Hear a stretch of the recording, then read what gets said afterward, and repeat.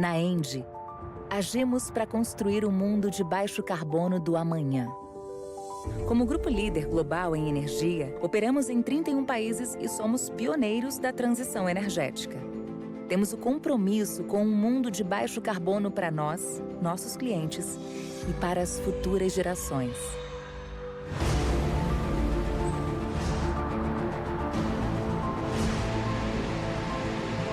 No Brasil, atuamos em geração, transmissão e comercialização de energia, transporte de gás natural e soluções energéticas e de engenharia para indústrias e cidades. Nós da ENGIE agimos. Agimos para conectar os brasileiros à energia renovável, uma energia neutra em carbono. Nós da ENGIE criamos soluções inovadoras, digitais, seguras e pioneiras, que descarbonizam e garantem a energia do amanhã. Nós da ENGIE aceleramos nossos esforços coletivos para alcançar uma economia neutra em carbono. Nós da ENGIE agimos juntos, com nossos fornecedores e clientes para o uso responsável de recursos naturais. Juntos com nossos colaboradores e colaboradoras e a sociedade, para reconciliar o progresso com o desenvolvimento sustentável.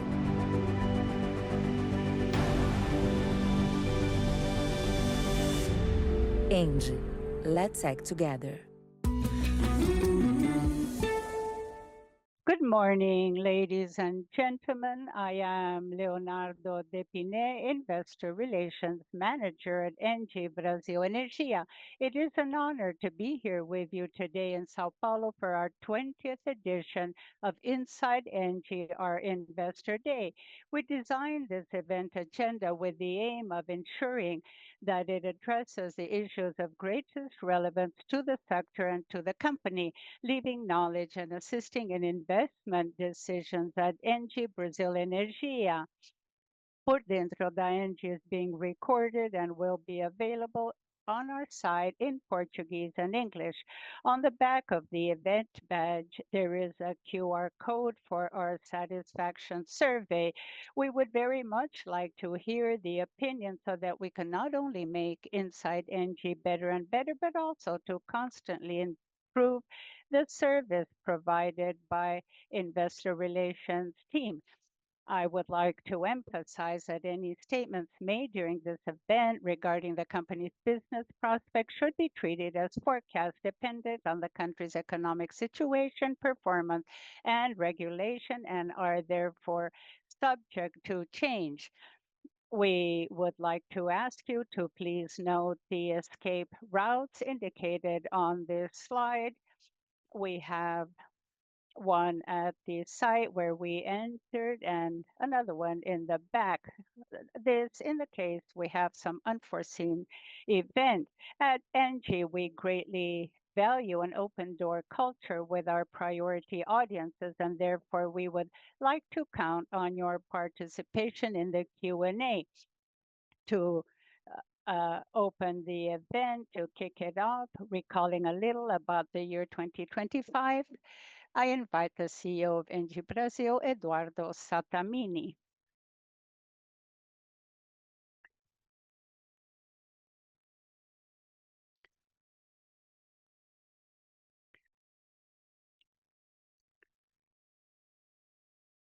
Well, good morning to all of you. It is a pleasure to be with you once again. As Depine mentioned, we're already in the 20th edition, and this is our annual coming closer with investors. And we want to allow you to interact with our management in a highly transparent and calm way to clarify your doubts. We're going to have a great deal of interaction today. We have the main executives of the group here from business areas, functional support. Therefore, make the most of this opportunity. It is a great pleasure, therefore, to welcome you here. This represents what we truly believe in: transparency, open dialogue, and a long-term vision.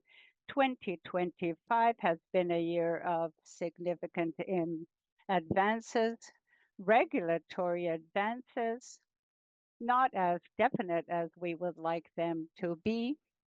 We still have a great deal that needs to be changed, but we're heading towards an energy transition that continues to accelerate and, of course, needs to halt a bit to make adjustments. We know this is normal. It has happened in all of the global markets. And, of course, we're getting ready to deal with this growing volatility due to the new technologies. Within this context, ENGIE remains steadfast in its strategy, discipline, and capital allocation. It seems we don't take into account some factors that are ahead of us, but we do. We make the decision to invest in renewable energies in ASUA and others. Well, we didn't know perhaps the environment would be that aggressive in terms of distributed energy. But this is one of the technologies we fight against because of its general impact in the sector. We're aware of this. We're going to struggle, of course, to continue on with our projects. And as part of our portfolio, this has a minor impact, as you well know. However, this is a constant concern in the sector, and we're attempting to make adjustments. We're going to speak about our main values, our strategy for supply, our sustainability strategy, the main challenges that we face, and we're going to do this in a highly transparent and interactive fashion. I motivate all of you to ask questions. I will be in the audience myself most of the time. We do have executives that you don't have a constant contact with, differently from Depine and myself, so that from each of them you will have an idea of how they're dealing with their challenges and which is our vision going forward. Once again, I would like to thank all of you for your presence, and I wish you a very good event. I'll call Pierre Leblanc, our CFO and IRO, to address a few words.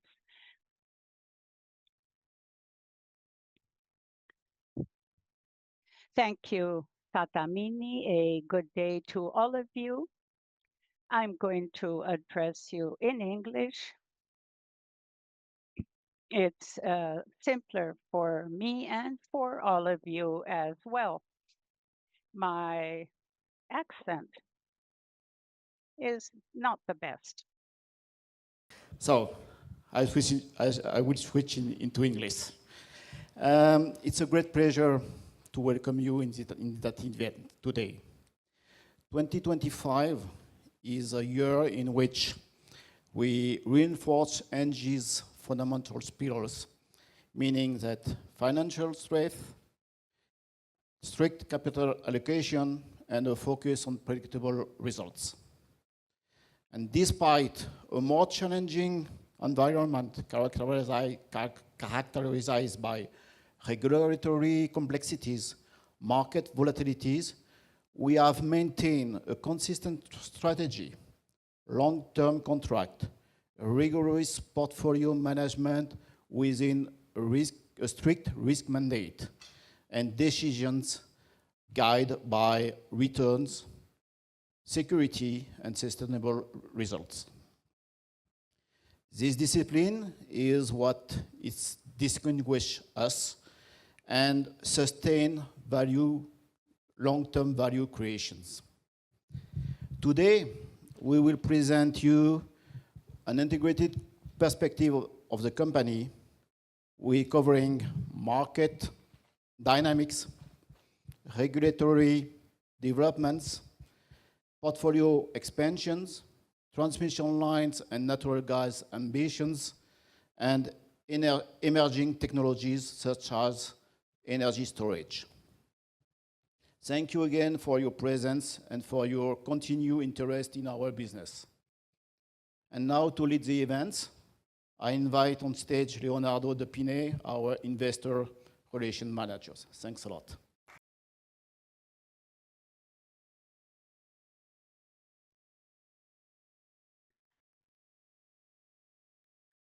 Very well. Here you see our program for the day. Thank you, Pierre. Thank you, Satamini. We will have two main blocks. First of all, we will speak about regulation and marketing with Marcos Keller, and Q&A with Gabriel Mann and Satamini on the screen. We will have a break for interaction and coffee. And ensuing this, our block for capital allocation with Guilherme Ferrari, Gustavo Lablanca, and Ovidio Quintana for TAG. To begin with our first block, I would like to call on the Director of Regulation and Marketing, Gabriel Mann. Well, a good day to all of you. It is a pleasure to be here with you today.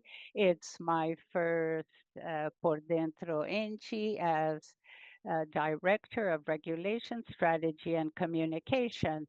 I joined the company recently in mid-year. Marcos and myself had a rotation of positions, and well, this is a challenge because of our challenging scenario, but this has been highly motivating.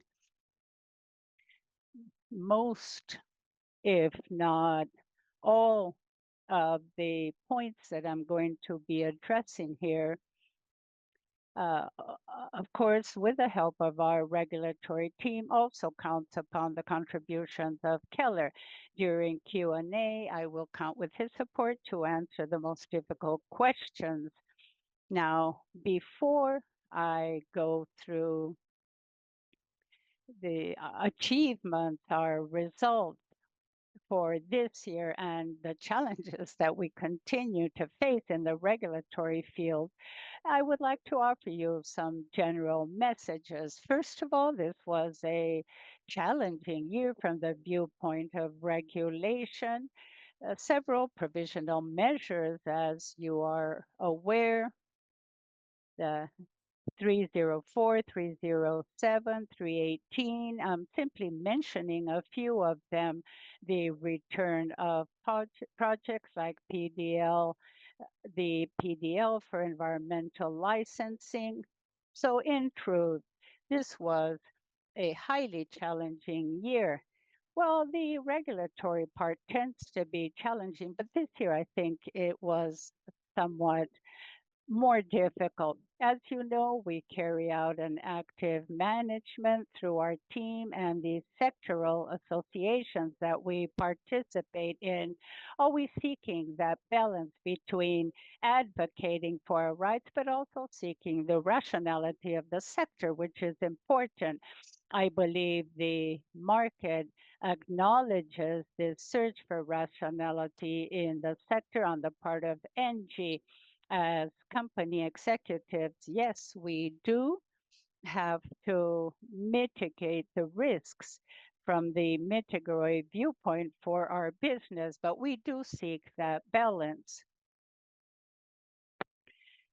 And an important flag or motivator that we have worked on throughout this time, and Satamini has referred to this, has voiced this frequently, is that issue of looking for the end of subsidies in the sector. Now, the sector has become more rational because of this. Our reading of the year in general is that from the regulatory viewpoint, it was more positive than negative. Of course, we're still facing important battles.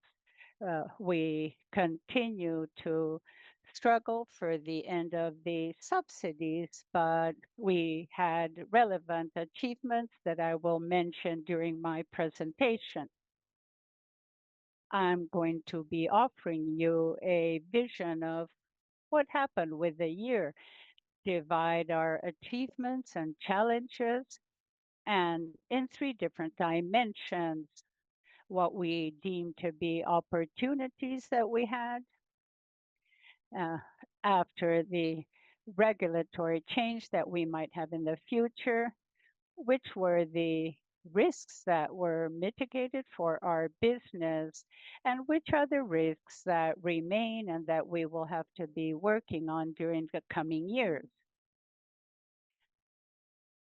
I would also like to remind all of you that most of the topics that I'm going to be mentioning here, the draft bills issued this year, for example, are topics that will still require a great deal of action on the regulatory side. They do require regulation through ANEL, and I'm going to try to uh, reflect in the second stage of this regulation, which was the goal of the legislator when these laws were put in place or were enacted. And we're going to be working actively in terms of the vetoes. Practically all of the projects underwent vetoes, some of these vetoes that are very relevant for our business, for ENGIE, and we have to act upon these from the regulatory viewpoint to reverse this situation. So these are my general messages. I would like to switch and speak about opportunities that we had during the year. The first of them, the renovation of the electrical concessions uh, with MP Provisional Measure 304. We had a period of renewal going from 20 to 30 years for the concession. We no longer have that quota regime when it comes to renewals, and this has opened up the possibility for the granting power to anticipate this concession in up to 5 years. We have already had 3 years, and this can be extended to 5 years. And we maintain the possibility not only of renovating, which is foreseen in our concession contracts, that possibility exists, or having a new auction. It is obvious that we're going to work towards renewing the electrical concessions we have presently, and above all, to ensure that the conditions of the renewal be advised earlier on. The renewal is something positive, an early renewal, and the continuity of the investments that need to be made in the asset so the asset can operate until the end of the concession in adequate conditions. Then we see that the system requires ever greater flexibility. Now, the electrical systems are important, and therefore it is fundamental that the present day concessionaire feel comfortable enough and know that they will be able to renew the concession, invest in the asset, and ensure the proper operation of the asset.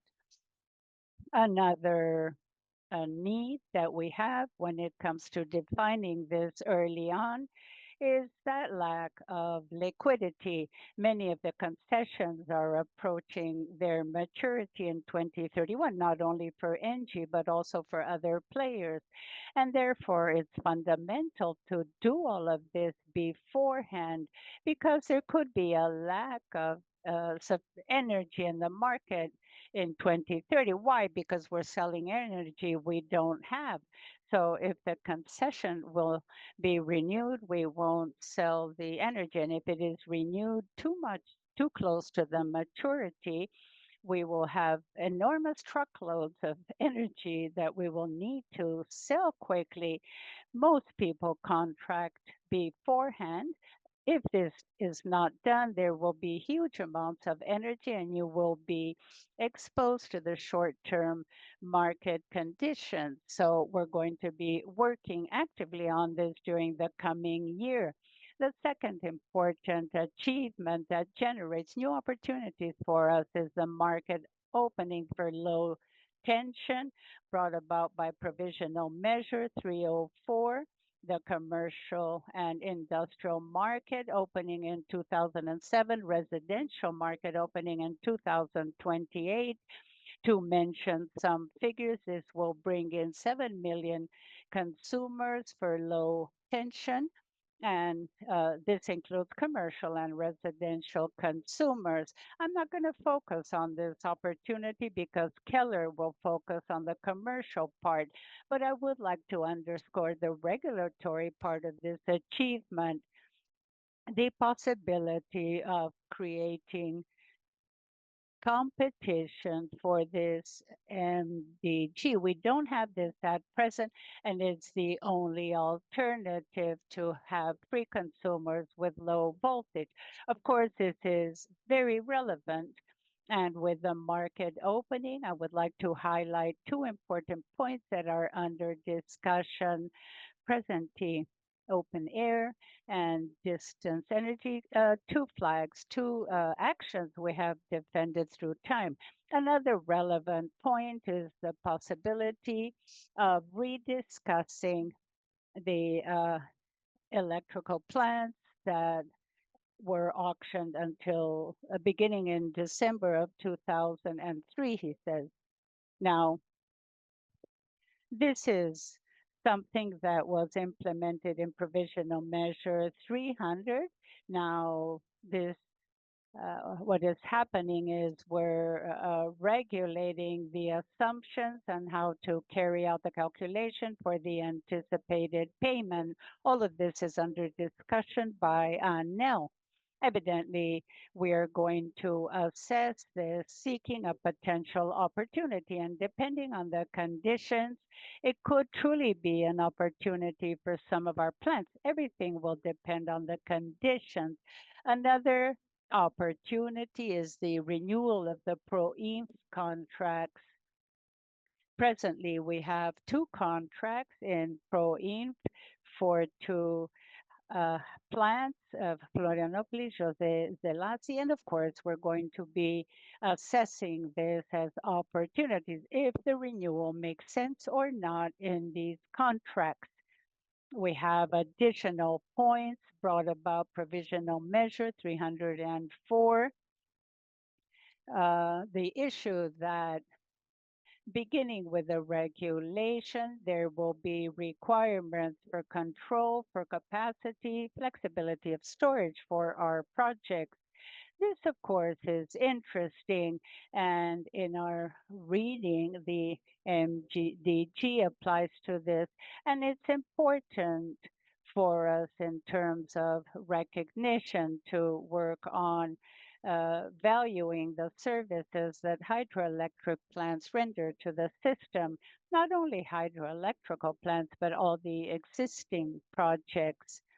Another point is the possibility of uh, inserting storage systems and ensure there will be regulation for this, the use of batteries and in transmission auctions as well as in capacity auctions with an additional benefit granted until 2030 of rate with 1 billion BRLs of incentives per year extending to 2030. There's also the possibility of having competitive mechanisms to contract capacity at the end and the response to demand. Once again, to work on that issue of having more flexibility during peak periods. And another opportunity that we have seen under Provisional Measure 318, where there is a discussion of the granting of fiscal benefits rate for exports a segment we already work in. We have customers in that segment, but perhaps the greatest opportunity here is the possibility to generate more demand, have a greater demand for energy, and consequently use the existing oversupply and reduce the issue of curtailment. This has been a considerable issue for this sector. And then I turn over to what we've done in terms of risk mitigation and other aspects that were very important for us to mitigate. So these are achievements, but focusing on this other bias. The first one I would like to highlight is a decrease of default at CCE. We've seen the auctions, GSF auctions, complemented by the provisional measure. And basically, that solved all of the default problems and was very positive indeed. The second aspect has to do with the loss of the discount of we had a very large risk of losing this discount because it was only good by the end of the contracts that existed then, and it, to a certain extent, it went against what we believed in and what we understand in terms of when we implemented the project. We took it into account. We took into account that we would have the discount. So AMP 1300 had this risk. And for MAP 1304, we continue with a discount. Regardless of the contract ending, there is a possibility to acquire incentivated energy. And of course, this encouraged demand and solved a problem which would have been much bigger. There's another aspect which is very relevant and an old issue. Maybe at the time of, this is something that dates back to Edson, RBSE, which was a re-establishment of an agreement for the transmission costs. There was a struggle with some aspects that were used for the calculation of the transmission, and generators and consumers who are the ones who pay for transmission. And throughout the year, we were able to establish agreements, putting together transmissions and confirming that with ANEEL's regulation. We settled this and solved a problem that had lasted for over 10 years. Another aspect, the city port, which is very important for us with the end of subsidies. It's not the end of subsidies, but it limits it. It was regulated by 1304. This limitation is good as of 2027 and is based on the total CDE that was established for 2025 with very important additions, which is a CDE is used to pay for different incentives. Each one of them will have a cap. This is very relevant, and I will later show you in my presentation a case that indicates it. Another aspect, discount guaranteed until delivery. And what does it mean? There is an understanding of the regulation where the discount would be good only after the complete business operation of the power plants. So we have the wind farms increasing gradually, and they would have the discount only when all of the machines were put into place and the energy generated by the machines would not benefit from this discount. And this was solved with MAP that would increase the cost. It would increase the cost of transmission because I would not have any benefits from the discounts, and we would consider the full amount for consumers. The energy are sold as incentivized energy would have to be taken into account so that we no longer consider this discount. It solves an important problem for us. Another aspect, we're going to have another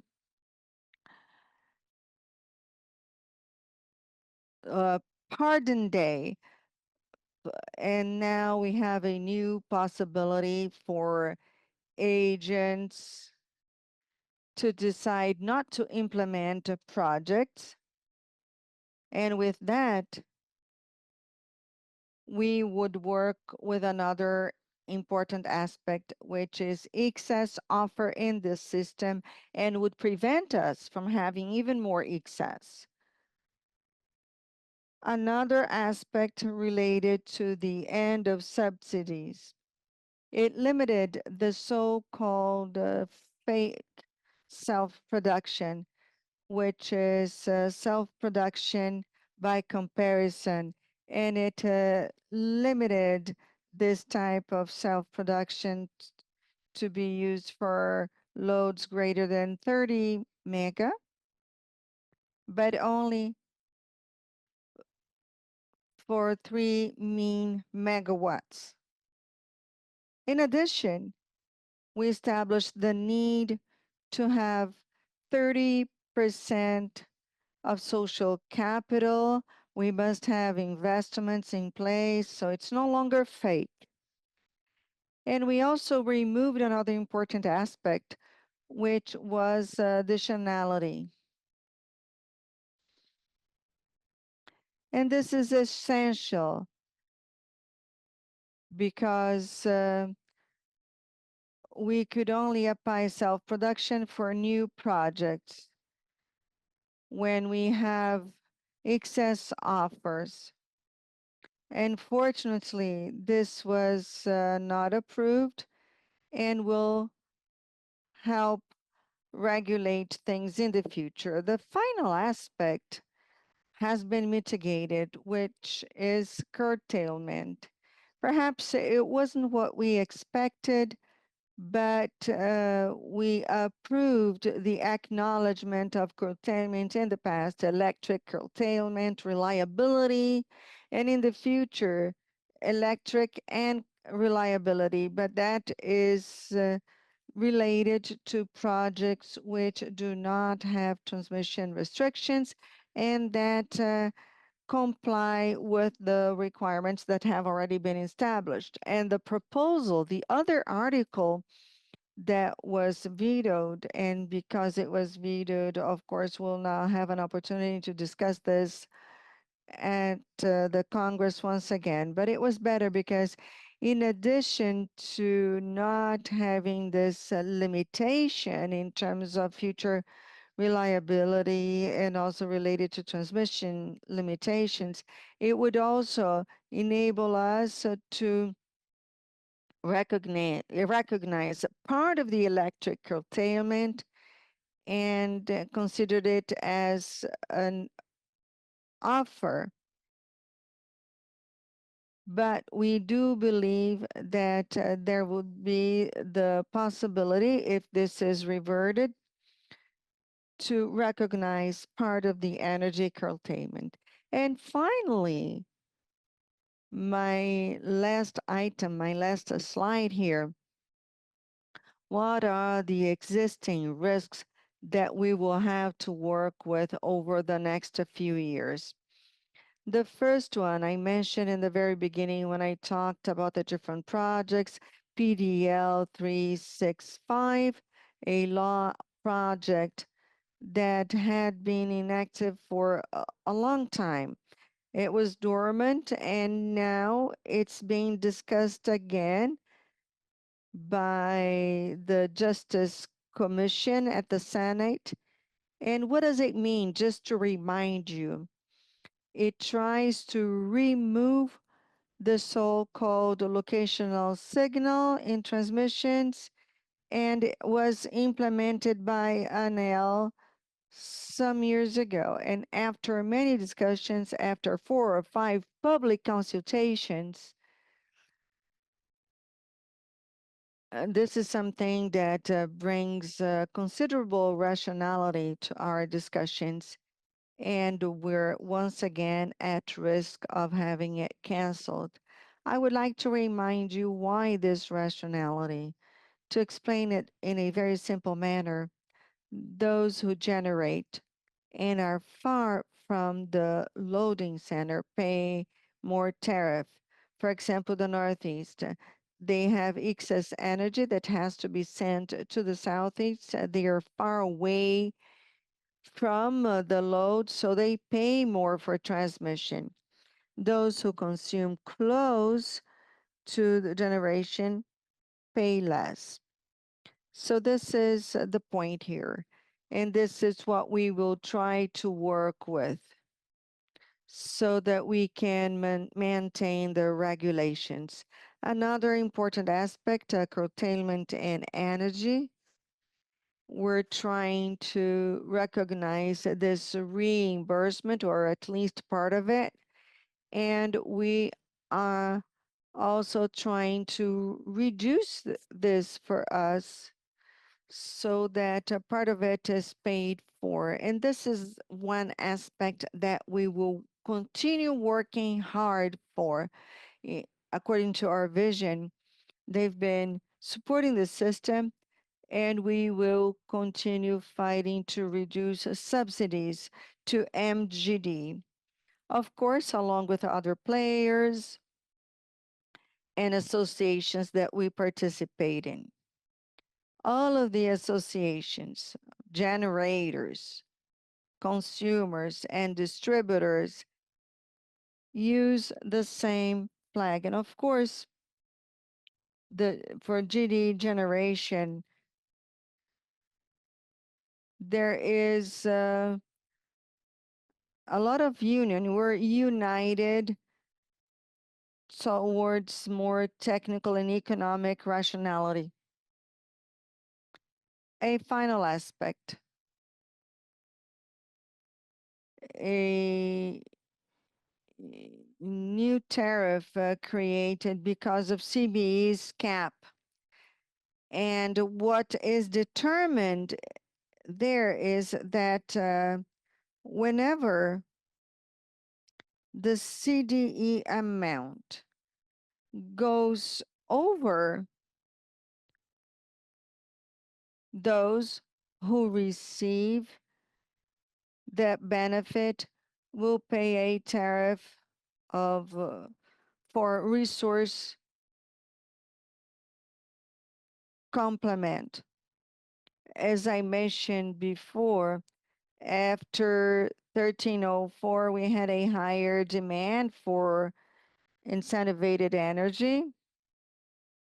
And it's important that after 2007, when the cap is valid, it's important to take into account the discount is paid for by CDE, and we want to avoid reaching it so that we can avoid having the generator paying the CDE, because in practice, this would represent a reduction of the system, and the payer would pay taxes, because in practice it would mean a discount. I wanted to thank you for your attention. These were the main achievements and challenges, As I mentioned before, we have a lot of work ahead of us with this new level of recommendation. We have over 40 points which will require this, and we are going to have to work hard next year. I now turn over to Depine once again.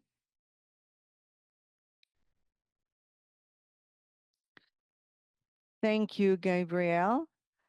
I'm sure that you enjoyed this presentation a lot, but you probably have many questions, and he will be back for the Q&A. And now, to show you how this regulatory framework is transformed into market issues, I invite to the floor Marcus Keller, our Director of Energy Management and Trading. Good morning, everyone. I have some slides here so that we can update how we're doing. And these are some slides that we saw last year. But in fact, these are the most relevant information that we have to monitor. I start with this graphic, which I really like because it shows that over the year, over the decades, we have a gross consumption of electricity growing in our economy. And with that, we have an intensification in the use of electricity in Brazil, which is very good for the point of view of Brazilians, which indicates that we are a more developed country. All of the benchmarks indicate that, but it also indicates a very good business perspective. Our product has a higher demand and is needed more. So you can see this increasing over time. We expect that by 2025, our growth would be of around 2.8, but in the last 5 years, our CAGR was 4.1%. This is growth after the pandemic, demonstrating what I just said. We have a different use of electricity with more demand. And if we compare it to our GDP in the past 5 years, 2.8 against 2.5 in the GDP, take into account everything that happened globally in terms of electricity, but it's robust. We're talking about growth in distributed energy. Gabriel has already mentioned that, and the effect mitigation aspect. But this is excellent news for the business. Now, in terms of the inflows, I think I showed this graph last year. This is something done year after year. You can see the gray lines and the average for the last 30 years in blue, last 10 years in red. Here, we have different readings with a full glass, half full, and empty glass. So you can see that something changed. Something has changed regarding our agency, regarding the use of water for the generation of electricity in the past 10 years. Or we can actually say that since 2011, the last relevant point greater than the average was in 2011. And after that, we only had one exception in 2023, I think. Yeah, let me look closely. Well, yes, 2023. So this was the only point above the average. The rest was well below, I'm sorry, the average, and all of them except 23 were below. And the average for the last 10 years was 84%. Of course, it's very difficult to understand if this is a normal climate cycle. Meteorologists say that these cycles usually last 30 years, or if we have anything different for the water. Perhaps it's more the second trend, and this reflects a more severe GSF in the generation of electricity. It would be an empty glass in this case. If we have the appropriate management of our portfolio, if we're ready for this, this will lead to a lower production, which does have a negative aspect, but the production will increase its value. This would be the full glass or half full glass in this case. And I remarked with Gabriel when he spoke about the early renewal of concessions. This brings about another positive aspect to the market for those who adhere to this early concession. They're going to review everything they do on base zero that protects, which is a physical guarantee.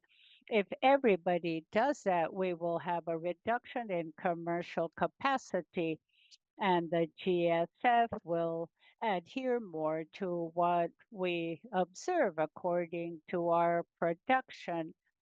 It would lie between 90 and 85%. This, of course, is extremely strategic. I don't have a crystal ball, but this is useful for the commercial management in coming years. And we have been doing this since the creation of GSF. We look at all of these points, but we have been working with this forecast for some time already. When we speak about the appropriate portfolio management, we think not only of the sale, but we see that our production is below the commercial expectation. This is a highly interesting graph that you follow up on the storage in the system, and it leads us to a reflection. First of all, of the operation and the impact of that on the market and on prices. Clearly, we see here a change in the standard of the reports on the part of the operation. This is a fact. There has been a change since the crisis of 2021, where we came very close to having power rationing. Since then, there is a more conservative operation, a less intense use of reservoirs for electricity generation.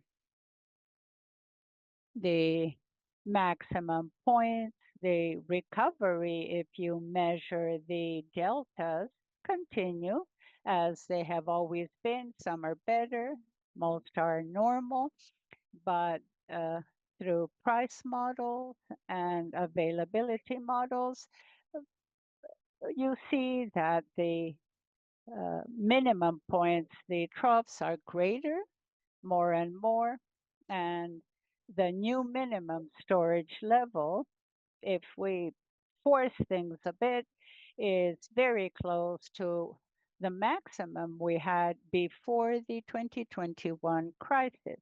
What does this mean? It means fuller reservoirs.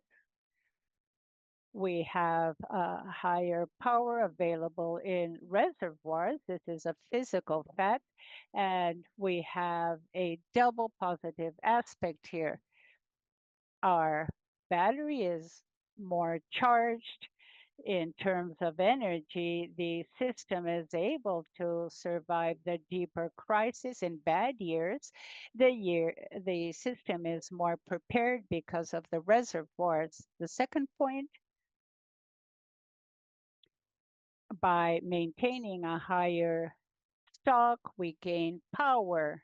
and power is one of the main concerns of operators in 2025 and will continue to be a concern going forward.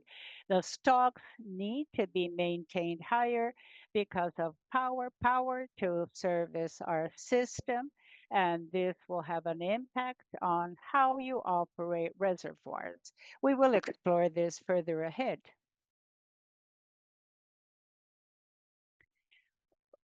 What have we observed more recently in energy generation? I can have that interpretation of a half empty cup.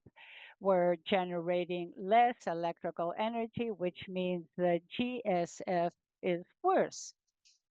That's one point. On the other hand, through the details, we have to understand how we use energy generation.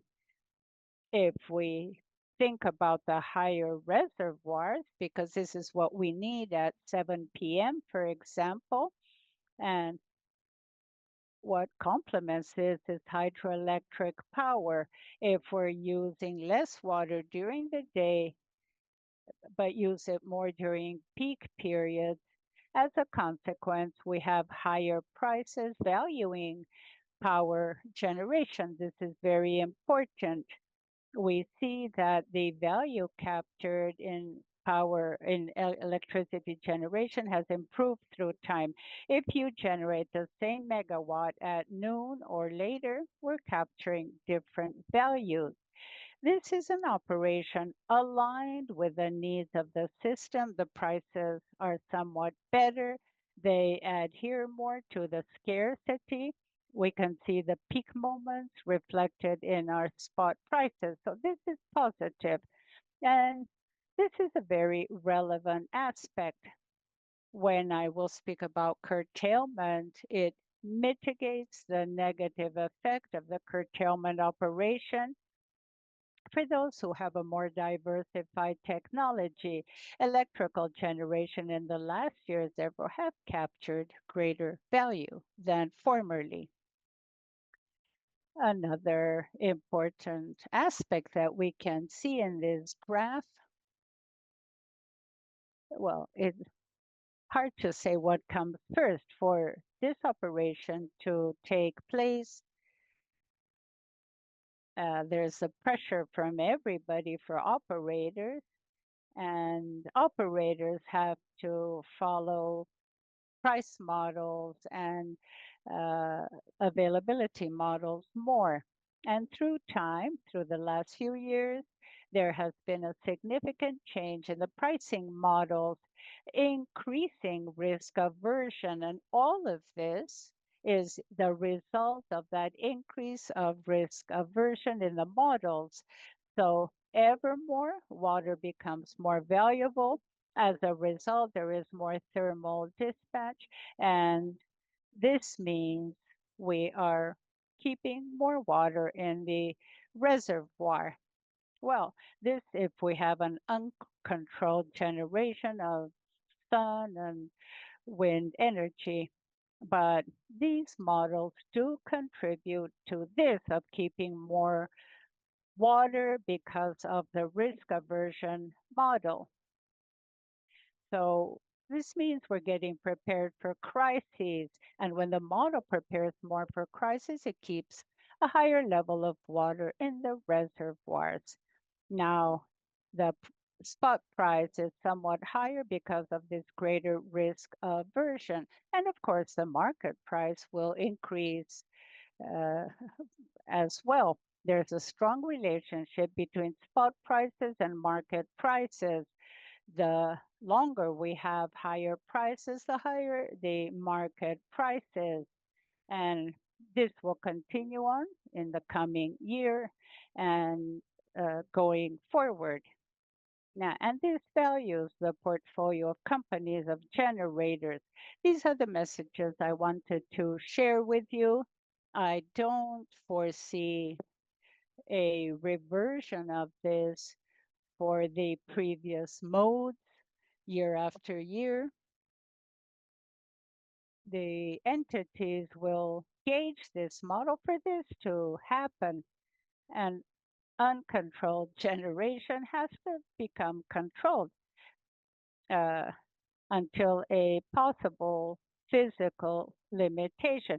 And then we have the issue of batteries that we will explore when speaking about capital allocation. I think that is my presentation. Thank you. Here we have generation through time. We have hydroelectric generation and a natural curve through time. When there is more water, it becomes stock, not production. We have wind generation with significant growth in green, but the main highlight here is for the mini and micro GD, where we see a sustainable growth through time. We expect to get to 8 gigawatts of production, and this is significant, much greater than centralized solar generation. And the results of this and the operation are the spot prices. Here we have the hourly price. I think it's interesting to share this with you because this is how the economy functions in the companies. Of course, there are different arrangements, but this is the primary value creation in the electricity sector, the spot price. In the Southeast, what we see clearly are the peaks and the valleys, several hours with the uh, lowest point, and there's a greater adherence between the operation and the spot price. We have an energy curtailment, and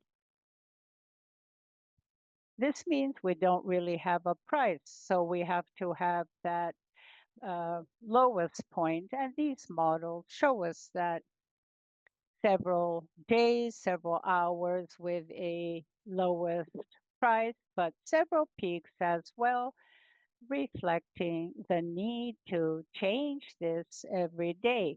And this is a discussion we have during the day. This needs monitoring, this requires commitment, and we can make headway in improving this. The average price of the Southeast around 220 BRL for the year. When we look at the Northeast, it's a story you know well. We have a concentration and an excess offer that is not controlled, and the price has to be lower. 50 reais below the price of the Southeast, 167 BRLs. Although we do have peak prices, we have many more hours of the bottom price, the lowest point during days, weeks, and months. So this is a reflection of what happens. And we have, of course, the problem of curtailment we're attempting to mitigate. I don't foresee any significant change going forward. You can see at the beginning of the year, the main driver continues to be water. We will have a difference in the level of prices, but this behavior of the peaks or spikes and bottom prices will continue to take place. And a good portfolio management is of prime importance. We price this since 2020, the hourly price since 2021. And in future sales, this is what we are pricing. We were less competitive than our competitors because we would have a price per day for each client. This was done by digital intelligence, the expected usage profile, and then an average. And through marketing, we try to get closer to customers that are more similar to our portfolio to mitigate this. So since 2020, we have been mitigating this, but it is impossible to foresee the intensity. But in terms of quality and risk, this has been well priced, as well as the risk in the market. not with the same intensity, perhaps. What happened since March was not foreseen by the market. We had lower spreads than what truly materialized, but our commercial activity and our portfolio management began to be done in a different way. Now, if we don't have energy in the southeast, we will buy from the northeast, and we have obtained good figures in terms of this. In the regulated market, we sold almost 5 terawatts per hour of energy in the Northeast, above 200 reais at 210 BRLs, and this for final consumers at the end of the year. So we're quite calm in terms of the management of future risk in our commercial activities. The same graph uh, and the difference between southeast and northeast, the daily difference in price between the different markets. And this means we have more volatile spot prices, not only ours, and the market prices are also more volatile. Well, more volatility and growing market prices. And this is what we observe. All the levels at 250 to 10 BRL. Today at 260, 230, 215, with variations of 15 reais week after week. And we need to understand the best time to sell. We try to anticipate sales for future years, but with a tactical adjustment that is highly aligned with what is truly happening in the market. Energy prices, conventional prices, are very reasonable, very adherent, once again, to the value of that social discount. And we see that we have more realistic prices, more realistic with expansion. Well, they're not at a good level, but they're getting closer. This is an important aspect that is here to stay. It impacts us commercially, it impacts expansion and the location of resources of capital. Hydroelectric plants, where our capacity is becoming depleted, when we see a greater intensity of uncontrolled generation, especially sun generation. If we look at July 6th of last year, we can see that in hours of sunlight, we have a more intense production of the yellow and the red. So the energy is being cut precisely at that time. Hydro generation going to 20, 30 megawatts per hour, and it cannot go beyond that because of environmental and technical limitations of reservoirs. But when there is no more sunlight, the hydroelectric plant goes from 30 to almost 60 megawatts in just a few hours. So our hydroelectric plant is being used differently when we have those peaks or spikes. The production is being allocated wherever it has a greater value. And here we look at the hydroelectric generation in blue accumulated through time. It has reached 25 chicas in 3 hours of production. 25 gigabytes, it's at its limit. What happens is impacts curtailment as at 6 p.m. or 7 p.m. we have to get there. If we do this with maximum production, as we don't have fast techniques and sufficient volume, we have to maintain something in our base here. And because of this, I increase the problem of curtailment. So there's a mutual impact in terms of peak flexibility and curtailment periods. And during the year, that becomes aggravated. Last year, we showed you 2024 becoming worse year after year. And here you see 2025. So this should lead us to speak about batteries. Here we have variation in 3 hours of the 25 gigawatts that I have showed you. And in a not very distant future, we have the ranking of curtailment, and the negative aspect would be the curtailment for wind energy, solar energy for the different sectors. And so, because our portfolio is very diversified in geographic terms, it is to be expected that our curtailment will be very close to the system. For wind curtailment, uh, 18%, and this is accrued until November, 17% for ENGIE. And then when we look at solar energy, you can see something in the order of 28%. And because we have more wind production in the system, the curtailment will be between 20 and 25% of curtailment.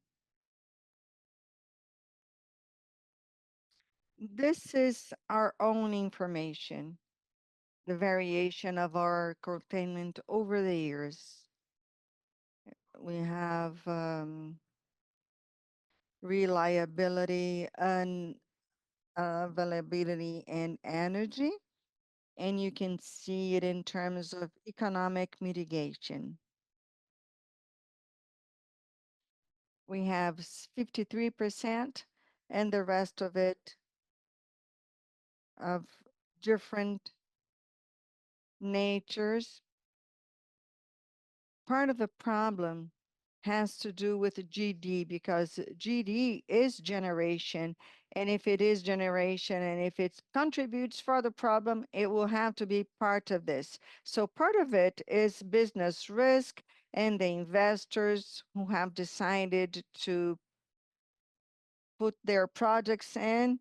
But part of the energy cost will have to include distributed energy and contributes for the problem. So in blue, we have part of the business risk, but it's not exclusively. It has to do with generation, and it is close to the wind generation of the system. And here, since we're talking about transparency, we have our forecast. Curtailment is a problem that is here to stay. Of course, there are alternatives, but this is our forecast. Unfortunately, it's gotten worse over time because since we have problems at the ends, we have the power plants, the hydropower plants, and we thought that it could go down from 29 to something in the order of 20%, and this is what it was in 2020. And then curtailment would be close to the blue bar here. But when it goes up, I will have to dislocate something. You can cut wind and solar energy generation. And if we understand that this operation will remain, the forecast will be much closer to what we see in 25 than anything else. And if I understand that unfortunately we will have mortality in the system, we do not have any changes in the forecast. But what do we have? We have one first aspect. This is curtailment for solar and wind energy, and I've already explained that this is a positive externality. Because of this problem, I have a higher valuation of my hydroelectric plants. This is the positive side and the captured price of the hydroelectric power points. Number two, we have the mitigating factors from an economic standpoint. We will continue working towards the regulation and legislation so that whatever we decide will move forward. This is one generator that pays for part of the cost with energy curtailment. From a physical point of view, transmission expansions have already been incorporated. What can change this panorama are the batteries, and depending on the penetration of batteries, of course, I will have a higher load in the middle of the day, and I can replace partially the needs of the hydroelectric plants. And so what is the amount that will depend on the system, but this is something I will allow my colleague to explain. Well, so this is a scenario without any regulatory action and without any changes, especially regarding distributed energy and the division of the curtailment. We're working to improve this scenario. And in terms of distributed energy, that price will probably go down. So perhaps you could give a forecast of a number. So if I have 8 gigas of distributed generation, how can I go back my slide here? So we can calculate it very quickly here. So here we have it without economic mitigation, and this has been defined by law already. But I can also advance further. So if I have 8 in a total of 15 in green, I have 15 of production, and it's exactly like this, 8 over 15 to share the costs. But in addition to that, physically speaking, if I have a battery, I can have loads there, and with the regulatory changes that we've already achieved, maybe on that end, we will continue having very aggressive penetration. But if it of GD, but if it changes, the account will also change. So in terms of transparency, it doesn't look good. It will have an impact on investments, and maybe other players are considering a less realistic picture. I'm very realistic. It will improve, but if we don't do anything, it will remain like this. But this has to do with the government regarding distributed generation, and that will create a critical scenario. So this is the warning we give, and we've worked based on this scenario. We warn so that we can have a sustainable scenario, and of course, investors and they will no longer invest. Very well, Keller, you can stay here with me. The Q&A is going to start. So the first question has already been defined. I turn over to Felipe Laser from Citi. Well, good morning, everyone. Thank you for organizing this event. My question is regarding what Gabriel mentioned about reimbursement for energy curtailment. Annual requires that to obtain a reimbursement, from my understanding of what you said, Enel would not give up on its reimbursement? No. This is something we will have to evaluate, definitely. and I actually didn't mention it during my presentation, but it has to do with the need to do this. We need to evaluate what the impact is. And if I'm going to give up on it, that will have an impact on part of it, but I could judicialize the other part. These are discussions that we're having so that we can determine what our position is going to be. But regardless of anything, there are other ways to do it. We can include ask MGD to pay this bill. We also have the vetoes in Congress that were ruled out so that we can reduce the impact of energy curtailment as was shown to you. And but we have to further evaluate it. Thank you for your contribution.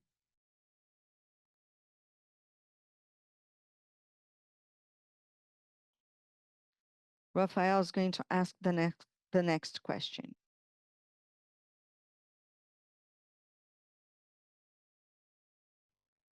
Good morning. Thank you. Rafael Correa from Ipiuna Investments. I wanted to ask a question based on your graph of the expected curtailment. What mix do you expect for solar and wind energy? And then also, if you can have a second question, if you can revert the veto using the Congress, do you think that there is any opportunity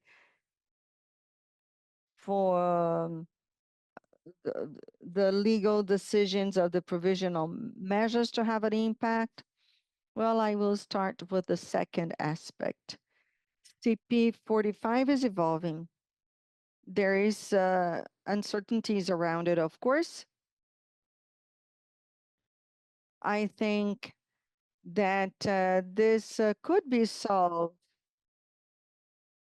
but it's less focused on energy and more on reliability.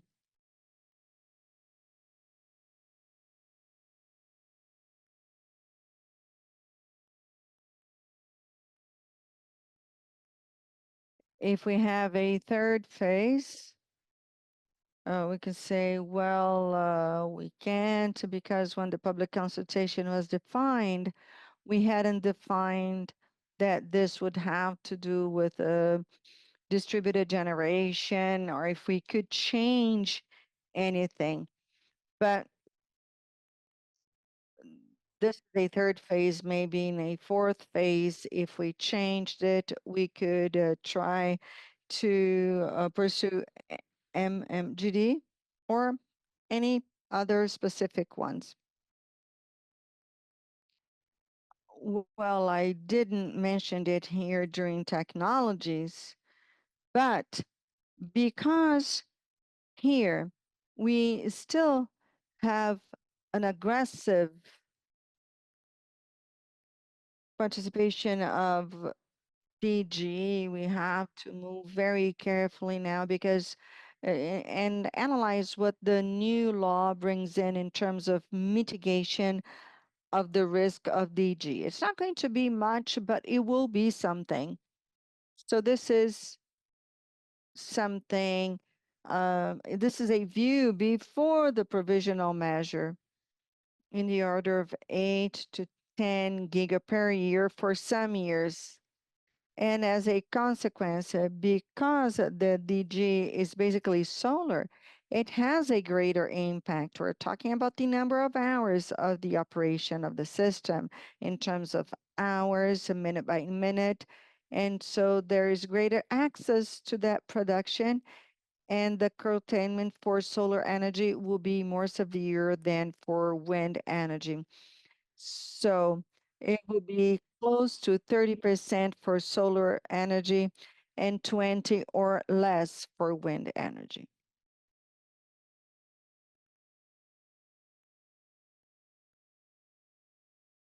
This is Danielle Travidsky, Banco Safra. Thank you for the opportunity.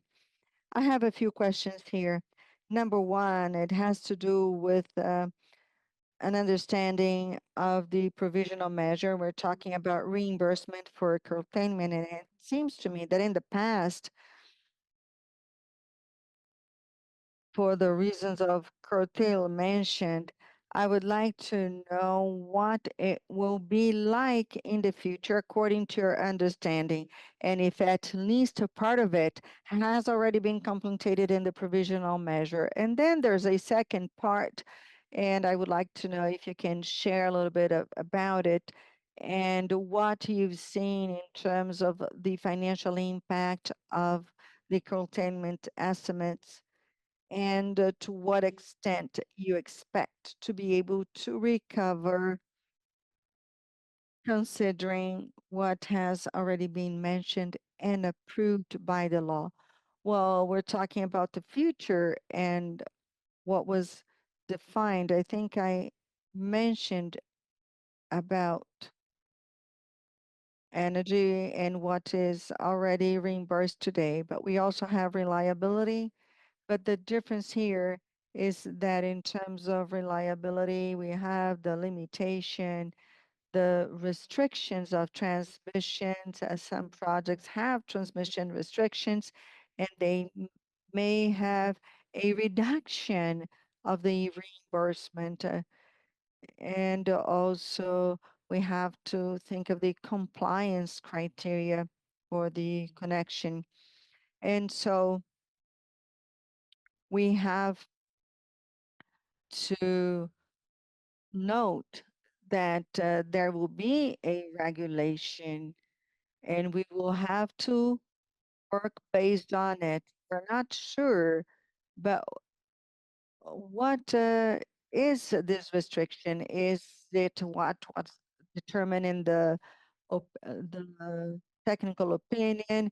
And if it's there, what does it state? We will have to get into the details in the second phase so that we can then, and in response to the second part of your question, so that we can calculate and determine what the impact is going to be for us in terms of reimbursement. Because today we work with different scenarios, but to be sure of it, we will need to have a second step of the regulation.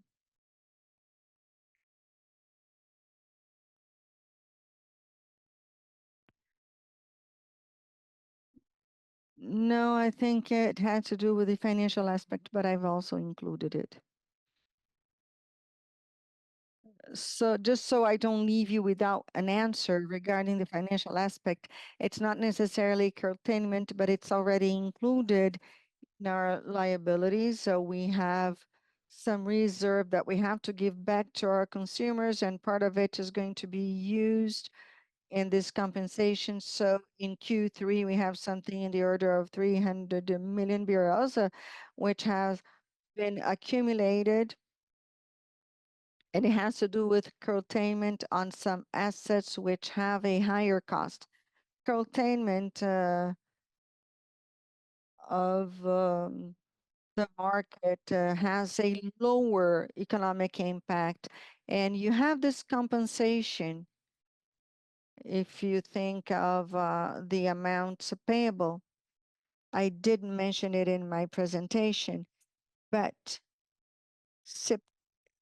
in the past we had September 2023 until the law was approved in 25.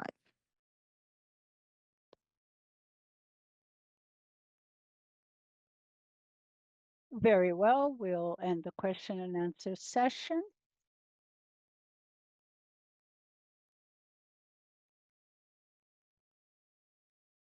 This is the end of the first block with Gabriel Keller. Let's go for coffee, 30 minutes, and then we will resume.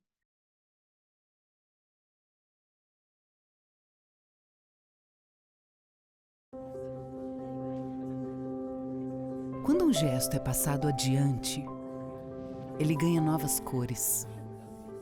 Porque toda vez que algo é dividido com verdade, esse gesto se transforma, vira afeto, vira ação, vira futuro.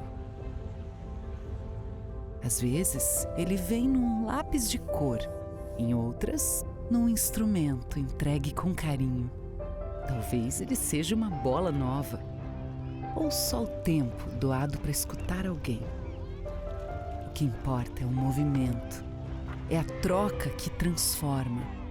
Foi assim que o Parcerias do Bem começou. E é assim que ele segue, de gesto em gesto, de pessoa em pessoa. Em 2025, a gente deixou de ser só um programa. Hoje, somos um movimento vivo, coletivo e contínuo, que reverbera a transformação, que reverbera a solidariedade, que reverbera o bem. E a gente sabe, sozinhos vamos só até certo ponto, mas juntos a gente não para nunca.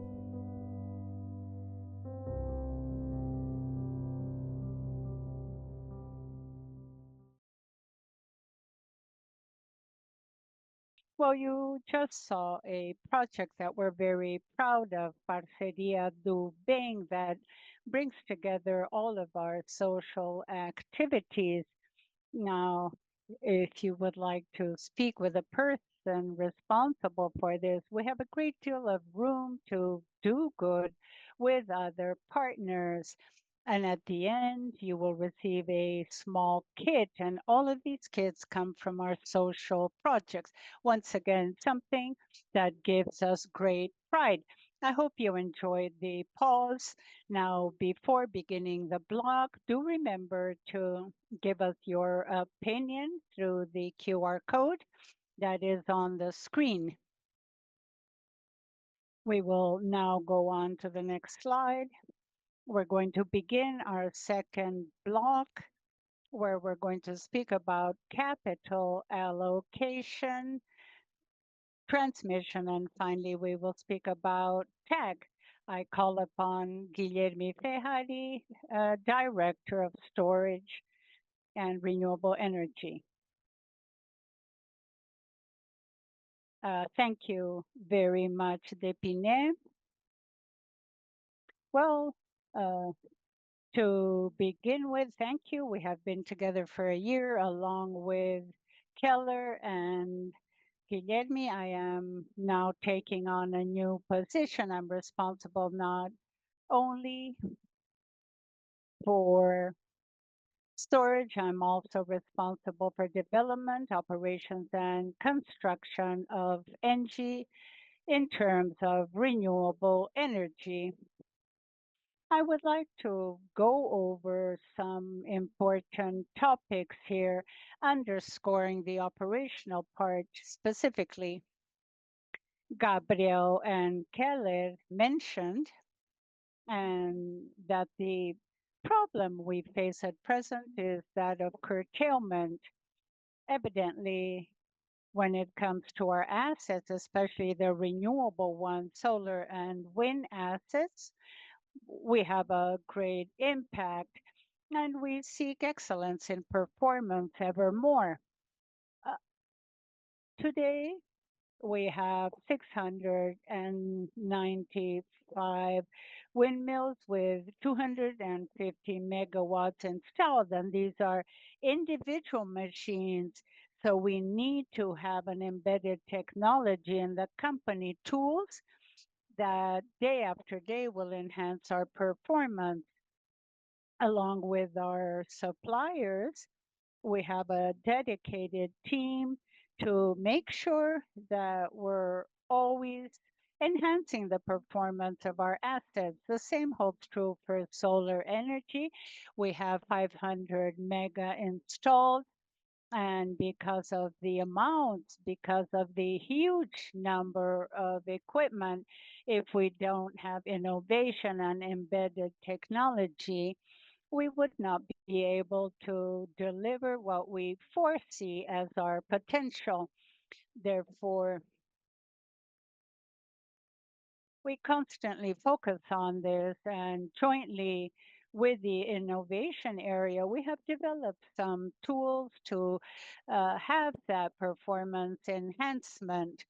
An example, we work with open innovation, bringing in challenges for the environments that are right for innovation. And this year, we launched some challenges that aim at optimizing the need of the cleansing of social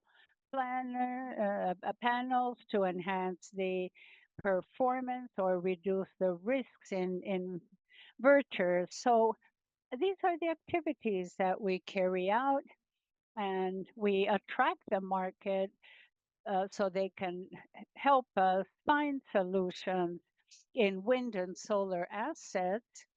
We have strong engineering in wind energy. There's an important point. We're working with what is called hybridization of some assets and operation and maintenance. And this is, of course, an evolution of the companies. They attempt to optimize the operations further without depending on the equipment supplier. And this is an activity that is being developed presently. When we speak about hydroelectric plants, as mentioned by Keller and Gabriel, this is our main product. Our and we have exceptional performance when it comes to availability. And of course, as has been mentioned here, we're always looking at the renewal of our concessions. Our concessions will be expiring between 2031, 32 with uh, provisional measure 304. We have begun to mobilize to anticipate all of these discussions, but for the time being, we have to guarantee the performance of this equipment. They have had a high lifespan so far. And in terms of our hydroelectric plants, we have technologies for the collection of data through machine learning, all of which enables us to carefully monitor our equipment. And of course, we can detect failures beforehand and take immediate action.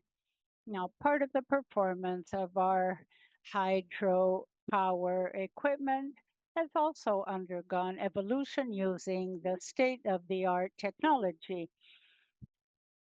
Another important point linked to performance in the last few years, our construction performance has always been very positive in terms of renewable energy. We've delivered before our deadlines with a reduction of capex, and our track record vis-à-vis the controller therefore enables us to carry out new investments going forward. The Assurua and Asosol projects, which are the latest that we have implemented, all of these have had exceptional performance in terms of health and safety and quality, of course, all within the normal operations without incidents.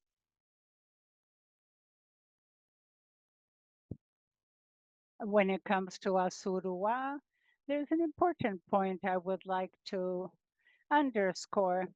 Wind equipment have a certain curve, and it takes some time for them to fulfill their performance. Asurua was a project that since the beginning has had a very good performance, and in the company, we say that it is practically a plug and play equipment. You plug it in, it will get to 97, 98% of availability. Performance, therefore, is well within what was expected or beyond our expectations. And Asusol a solar project follows suit in terms of this performance.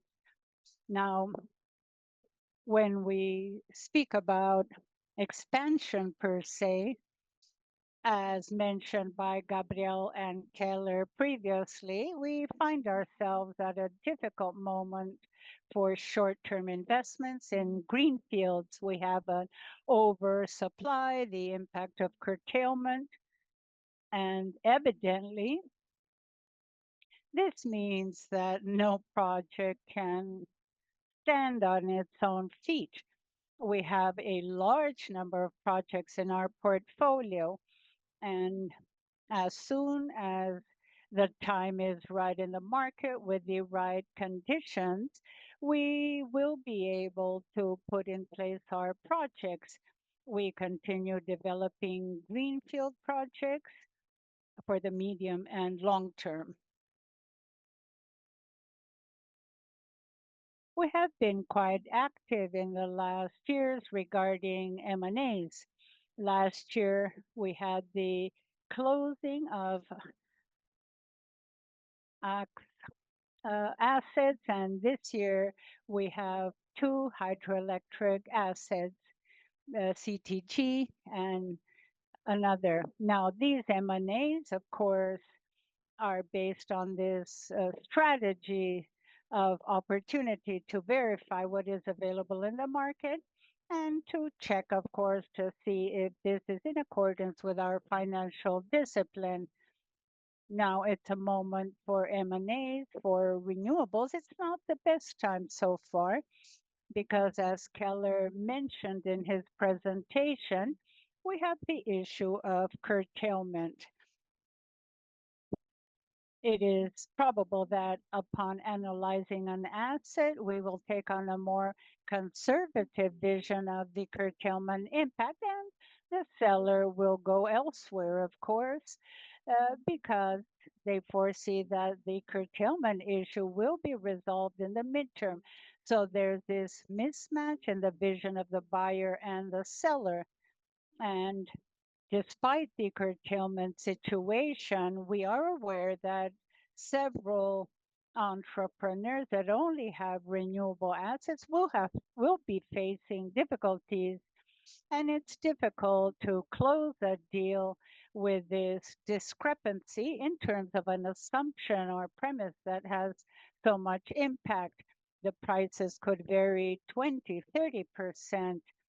So these are the guidelines we have for M&As, and hydropower M&As are always attractive as they tend to have long-term contracts. But they're scarce products in the market. They don't appear constantly, and we're always careful in terms of what happens in the market. But these assets do not appear frequently. So which are our options for growth? What we have foreseen in terms of growth is a capacity auction that will be held in 2026. Jaguara plant is the asset that we're already working on. We have added 2 turbines, adding 24 megas approximately. And this will enable us to participate in this capacity auction. As you are well aware, this auction is a need. We need to generate at peak periods for the system, so we will have hydropower competing with coal and gas plants. We hope there will be a demand, and we hope that our Jaguara product can participate. It has already been registered, and we'll now await the dynamic to see how the auction will take place. We have another asset, so Santiago. that entails a problem. The concession expires in 2031. Therefore, we cannot make investments because of this short term. Now, with PM 304, anticipating the discussion of renewal of concessions, uh, Santiago is an asset that we will seek a renewal for, as it is very important for our portfolio management. Speaking about growth in terms of renewable energy, we have the topic of storage. Initially, we're referring to batteries. We have begun to develop close to some of our assets in those regions where we saw that there was a possibility of developing these projects. There is an ongoing discussion of who will pay for the cost of batteries. There's also the cost of the generator, and this will delay the process in the auction, but this should take place in 2026. We're already focusing on development. We have 6 or 7 sites that would make sense. So far, there is no definition. RPE gave us an idea of where we would need to have these units, but this has not been clearly defined. Each mm, company, each developer is developing these batteries, and it's air and uh, assertiveness process that will enhance our outlook. To speak about storage, and this is for the longer term, there are several companies mobilizing in this. It's the reversible plant, and IPE is already announcing that it will be part of this plan. These reversible units, well, these are very efficient batteries, but they entail a risk in terms of development. The cost is steep, as if you were developing a hydroelectric plant. This is something that takes time and absorbs resources. What is under discussion is which is the regulatory model, the concession, the authorization that in the future will define how this process will be implemented. And what I would also like to share with you is, of course, the issue of curtailment. What is it that we're doing regarding this? At the beginning, I spoke about operational performance. We attempt to align topics such as maintenance and management of the asset to reduce the curtailment impact, but all of this is marginal. And we're also actively seeking solutions for loads in the plants themselves, which would be an alternative. We're looking at this with significant attention, but these are truly not trivial solutions. They require time.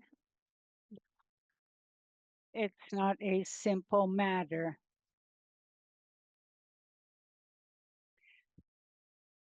So to wrap up what I have said, our operational performance is key. It enables us to deliver our business plan. It enables us to improve day after day, especially in renewable energy. Every megawatt hour that we do not generate is a value of energy that we do not make the most of. We have to be careful with this. In terms of construction, we had excellent performance in the latest assets. We're streamlining Jaguara. We have 412 mega turbines, and we have a process that will begin the coming year. And every year we carry out the maintenance of one of these turbines, and this is done by our construction team as well. M&A, based on opportunity, we've got our eyes open for them, but they're scarce. And there's that discrepancy between the understanding of the buyer and the seller because of curtailment and opportunities in storage. We're focused on batteries, as mentioned. We're working on some projects and the expansion of Jaguara that will participate in the capacity auction. With this, I would like to conclude my presentation. Then I will be back for the Q&A session. I will now call upon Gustavo Labanca. I now invite Gustavo Labanca.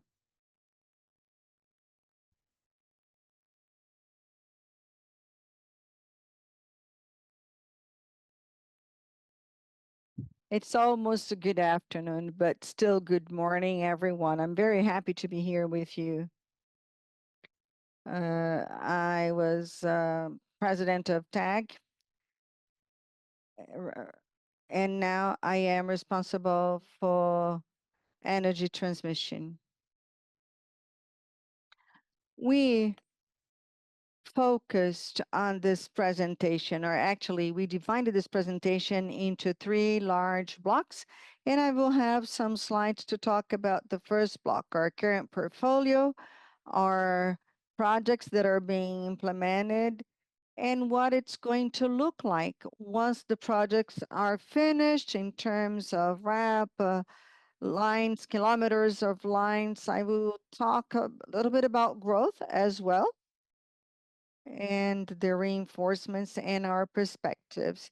And of course, it's always important to talk about operational excellence and operational performance, one of the highlights and main values of our company as a whole. And now in the next slide, here we have some messages. These are the assets we have in Brazil today. These are 2 assets. They are operating 100%, Gralha Azul, Novo Estado, and we also have another substation, a small project. They are 100% operational. We have 2 large projects being implemented, and I will talk about them in details. Asa Branca, it has a line crossing the south of Bahia until Espírito Santo, about 1,000 kilometers. And we will talk a little bit about Graúna. Part of it is operating. We call it brownfield, and the greenfield part, we are now obtaining the license, the operation license. In Asa Branca, we have very positive news. In November, in 2 days, we were able to energize the first segment between Morro de Chapéus 1 and all of them in the state of Bahia. We're talking about 344 kilometers out of the total project, a line with 500 kV, expanding 2 stations. When operational, the RAP would be 94 million BRL. In other words, important amounts that will be generated as of the next month. The other 3 segments in the south of Bahia, part of Minas Gerais, all the way to the state of Espírito Santo, we are obtaining the environmental license. We already have a prior license.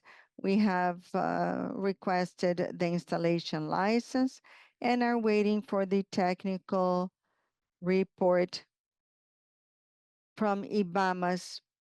It will probably be released next week, the first week of December. We're waiting for that before we can start construction. This is what we have for the Asa Branca project within ENGIE's portfolio. In the next slide, we talk about Graúna. This project is located mostly in the south, but we also have a little bit in Minas Gerais and Espírito Santo. But I wanted to call your attention to the brownfield section, which corresponds to 160 kilometers. There was an expansion. We took 2 substations. It's already operational. It was an ESA's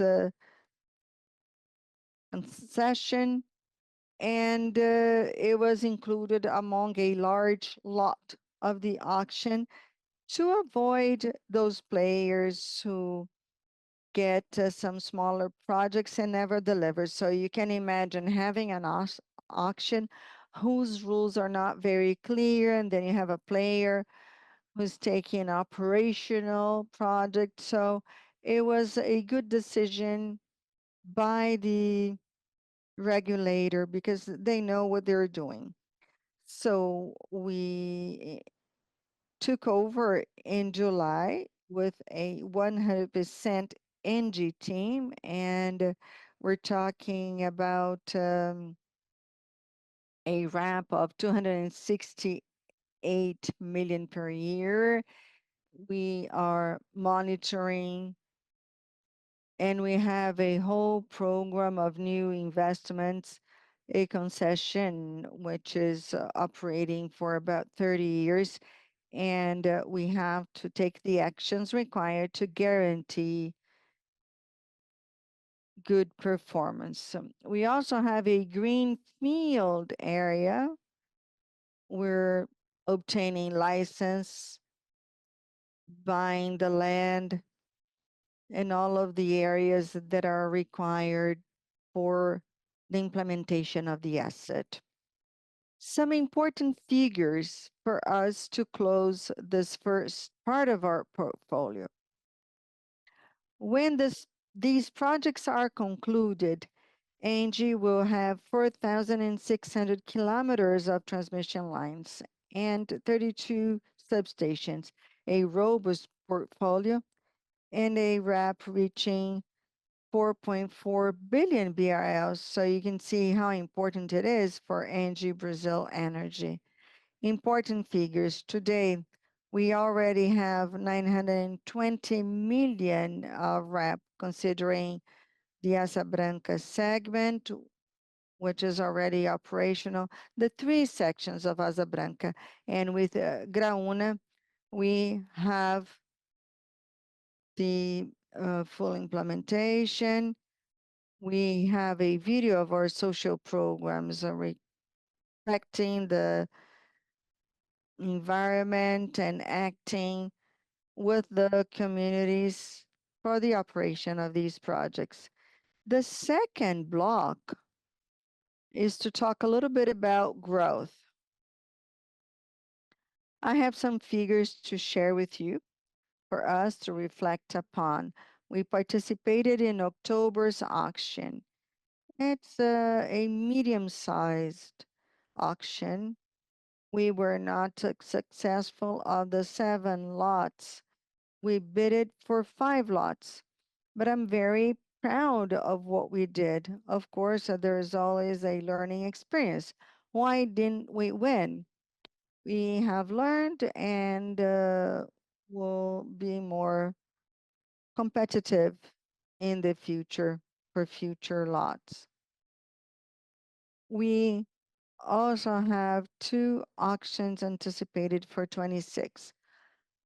One of them for March 27, the other in October. The one in March was disseminated, and it may reach 10 lots, around 100 billion of CAPEX. But we have ongoing regulatory issues, 5 projects where ANEEL removed the concession. So they're going to rebid. It was anticipated that this should have happened in October, but they are trying to reach a conciliation. This is very bad for the sector. The projects were not delivered. They must be bidded again.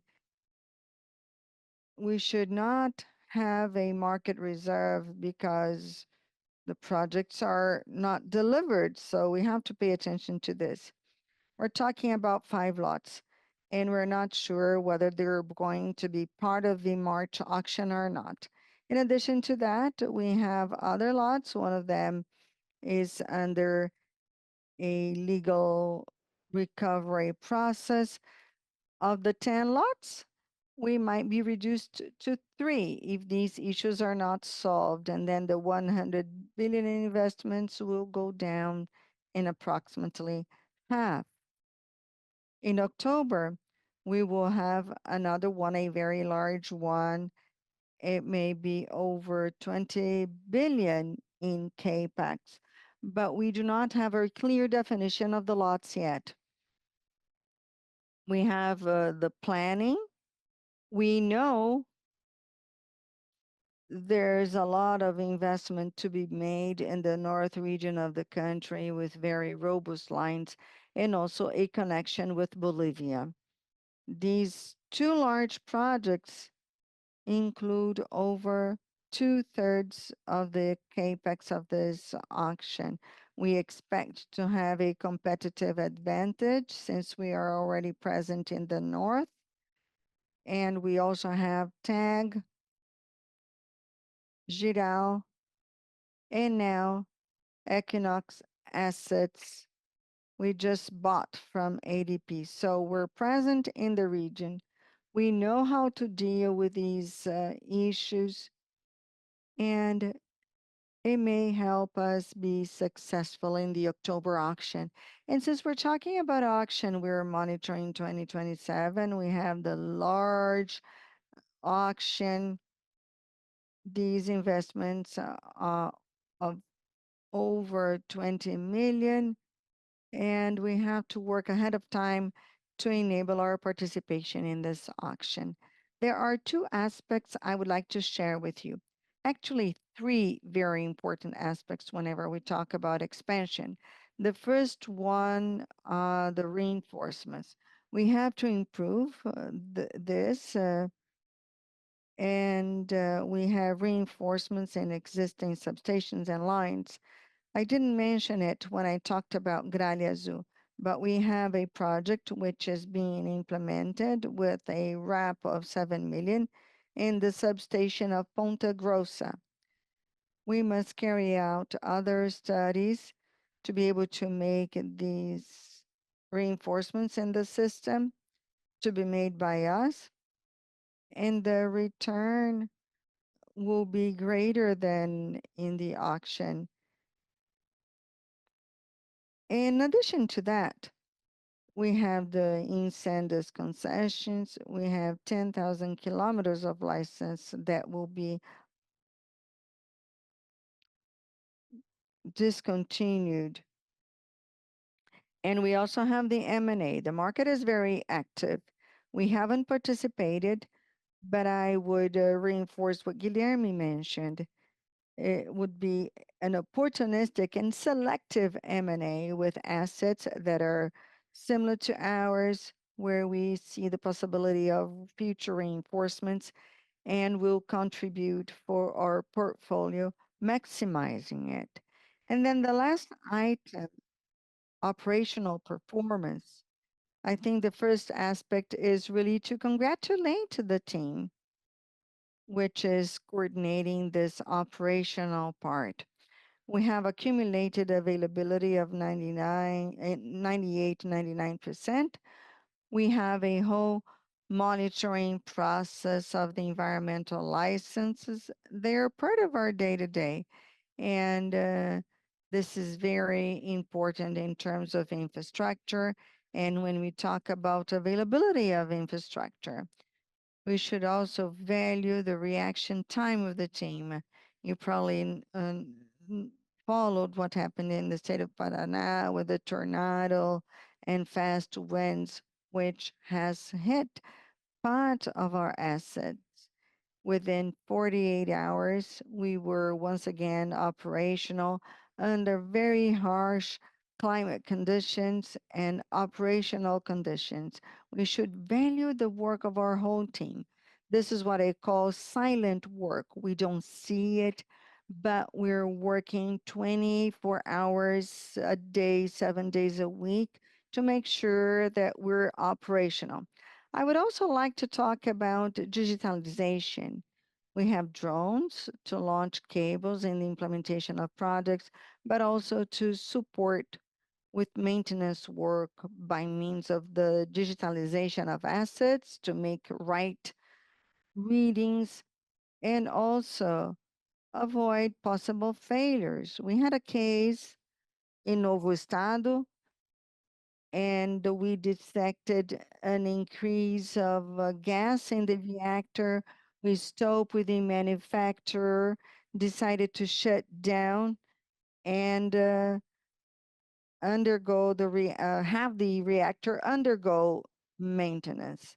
So it's important to be able to react under these circumstances. I would also like to highlight that we recently approved PV for climate resilience, and it's very important that we are better prepared for events. It's hard to say that we will be prepared for events as we had in Paraná, but we must map all of the different regions. My final message regarding transmission, I would say that the ENGIE's group has a global goal of being the best energy transmission company, and we know that energy transmission is essential in the energy transition, because without transmission, we do not have a transition. We have we anticipate almost 10,000 kilometers for the near future, and we want to be able to contribute for greater energy sustainability. And this is my message here to you, and I'm ready for the Q&A.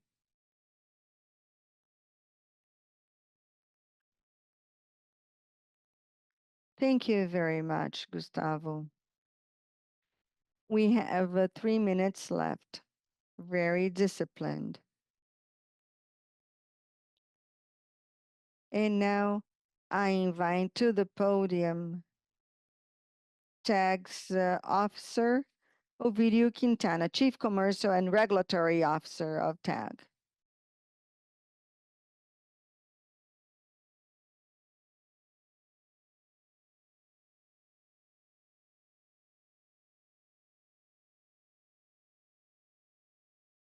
Good morning, everyone.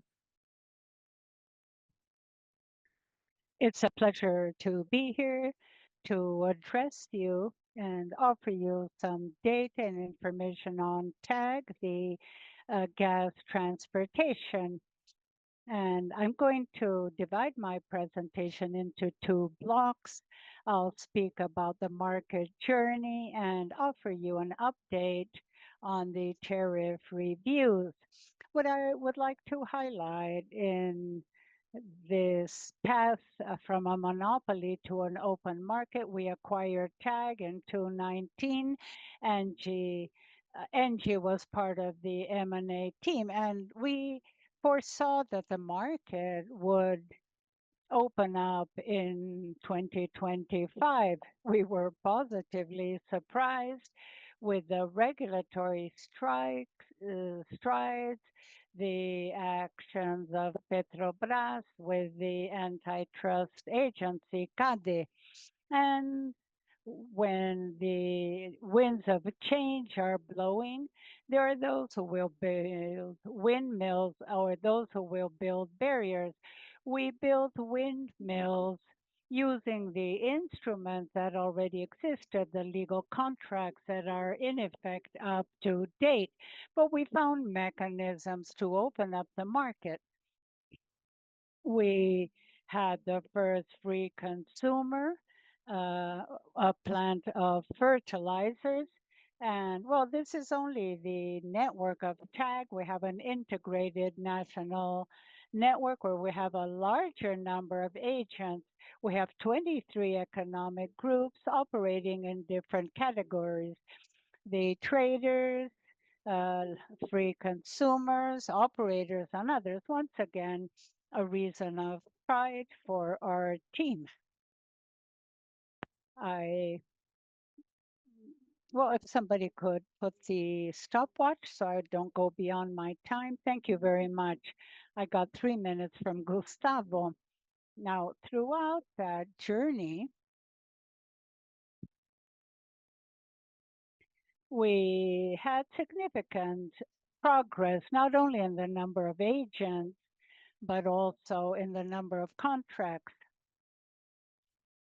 I show you here a vision of the contracts in the national integrated network because TAG is also connected to TBG, another network in the southeast. We call this the gas internet. All the players, all the operators are connected. They can communicate and exchange the sale of gas. You see the exponential growth in the bottom left graph of the products in the spot market. These are our daily transactions. We signed, well, this is data until September. We have signed more than 3,000 contracts since then. At the beginning, we only had transport contracts with a single player. For TAG, we had 3 transportation contracts, and year on year, we have been reaching records with the participation of more contracts and more agents. Of course, this means there's something interesting happening in the integrated network. We have gas entering the Northeast, Sergipe dispatch in the thermal plant of Araucaria in the south, and also exporting gas to Argentina. So that view of an integrated network is important, helping the players to work with arbitration in between the gas market and the power market. Now we have a logistic role of maximizing opportunities, making these connections feasible because of the exponential growth of in the number of agents and number of contracts. Now, which is the result of this diversity? We have a greater competition for gas. I highlight here some facts. We began this opening through the Northeast system, and here you will see the difference in the price of gas measured by the total number of transactions of gas in the Northeast and in the Southeast. At the moment of opening, we had a difference of 7 billion BRL because of the price difference between these markets. And you can see how competition can lead to this reduction. In our case, in the Northeast, and this is public information for gas distributors operating in the captive market. If we measure the value paid compared with price practiced by the leader in the same period, the savings of some of the distributors to service the captive market in some markets was fourfold higher than gas and the logistic of our service. I will repeat this. The savings in the gas price, the purchase of gas was fourfold higher than the amount paid for transportation in the same period. Therefore, this is our role to lead to competition, to be a price killer when it comes to the gas prices and ever more motivate transactions, and of course, maintaining a high level of availability of the network as well as reliability and operational safety. As operators, we are also buyers and sellers of gas for operational purposes. What did we do? We intensified the process this year. Our gas purchase operations are meant to service the network operation, and we work with a balance in 3 or 4 weekly bids for the purchase of gas. To stimulate the market, we carry out annual contracts that we call insurance. An operator has to have outside services from the network to guarantee their balance, but we can also resort to the short-term market, and this drew attention of international agencies. Here we're highlighting Platts and S&P, and they recently began to publish the first index for the Brazilian gas market based on the tag operations.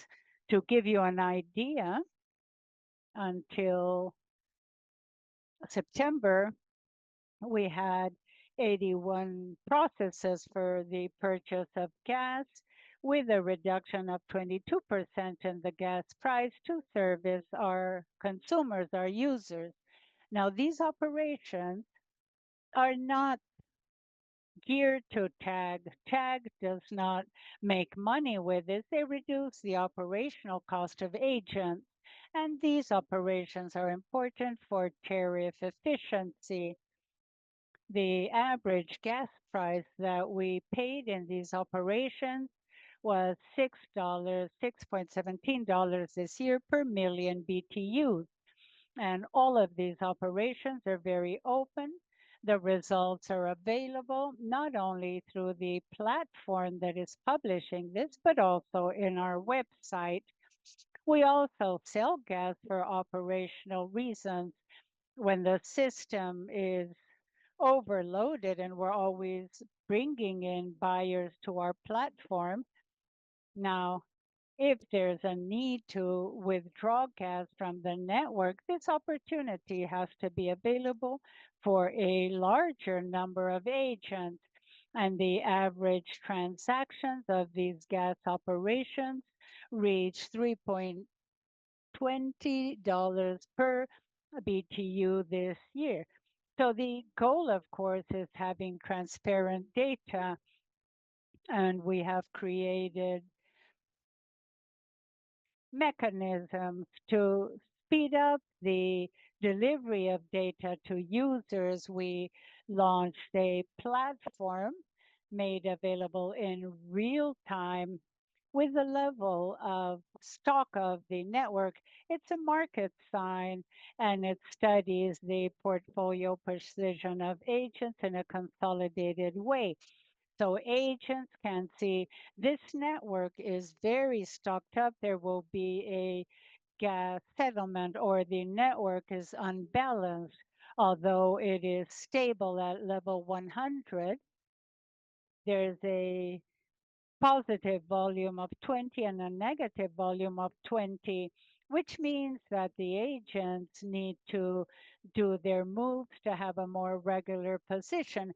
These are the market signs that are strengthening this path towards a greater opening.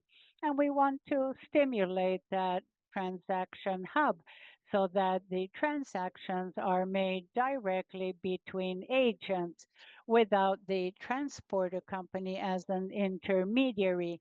Now, in the second part, I have only 3 slides. I would like to update you on our present day moments at TAG regarding the tariff review. When we speak of a tariff review, I highlight this equation. It's a simple equation with complex unfolding. The calculation of the tariff is our right to revenue plus adjustments if we collect more or less money, which is our numerator, allocated to a contracted volume from the market, a simple fraction, revenue over amount of reserves. Now, regarding the revenue, we have intense discussions this year. We're thinking of how to set up this revenue. It is made up basically of the legacy contracts that remain. We have legacy contracts until the year 2033. There are perfect legal instruments. The tag revenues linked to these contracts follows the rules that were set forth in the second block. We have the regulatory account, the remaining value of that legacy contract, the networks in the Northeast that will end at the end of this year. Most of the discussion with the market and the regulator is about that portion. We also have the result of the investments made since the acquisition, 219 and 225, that have not been recovered. All of this data was presented to the regulator at the beginning of the year. And the fourth part, when we speak about CapEx investment, the question is, which is the forecast of investments for the next tariff cycle? The legacy remaining, the balance of the legacy that expires, investments made between 2019 and 2025, and planning for 2026, 2030. And finally, OpEx without a margin, that is simply a transfer. Now, the regulatory account, every year we look at the results of our operations, and it's a reason of pride to say that we have a growth in short-term operations. They have a tariff multiplier, and the results of those operations allow us to have a higher revenue than the maximum revenue allowed for the transporter. In the market, this means a tariff reduction. In 2022, the tariff was 10.4. In 25, it is 8.9. Between 2022 and 2025, the nominal tariff for tag had a reduction of 2% due to the market dynamic, a 6% reduction nominally, but greater if you consider inflation. At the bottom, this is very important when we speak about the market, which is the market estimated firm capacity to be contracted by the agents with legacy from Petrobras, third parties, and as part of this denominator, we have an expressive amount of reserve for the thermoelectrical sector to allow for dispatch. This network uses this as a capacity reserve. Operationally, this is very relevant when we look at the dispatch scenario, the real scenario of thermal plants. Well, thermal plants begin quickly with gas from the network, a difference between 2 and 6 hours between them entering the network and leaving the network. Sometimes they leave because of the needs of the ANS. And well, this allows for an expeditious beginning and a quick exit. So our control room is always in contact with the ANS.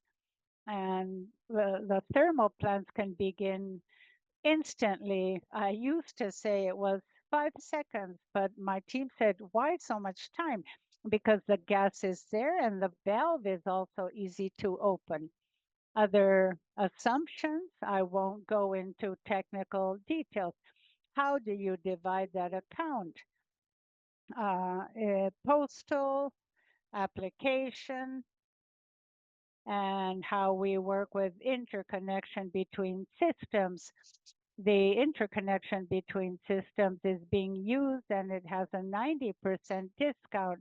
The goal is to have a 100% discount, eliminate the charges for interconnection.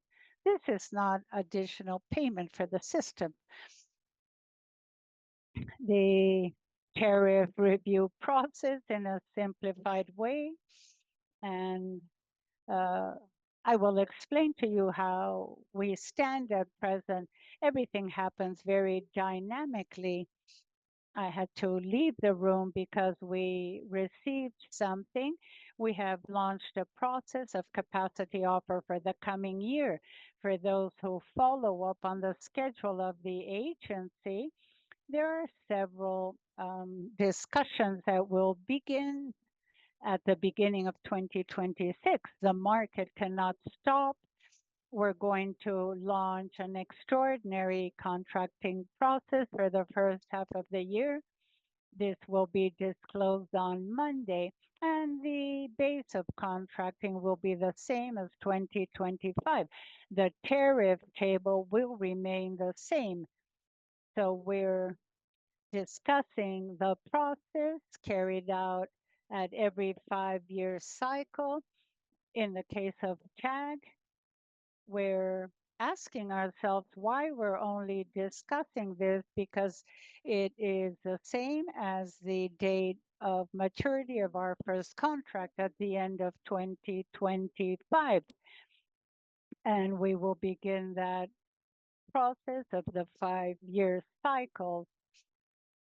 Now, there is a public consultation that ended this week, and the agency will have to deliberate in December regarding the walk of the sector. We'll also deliberate on the new regulation of tariffs that dates back to 2014. And throughout next year, we will discuss the regulatory base of assets and the tariffs. Now, all of this will depend on the capacity reserve auction that will be held on March 18th. Now, this cycle where we present a tariff proposal took place at the beginning of the year. This goes through a public consultation. Then there is a collection of all the contributions.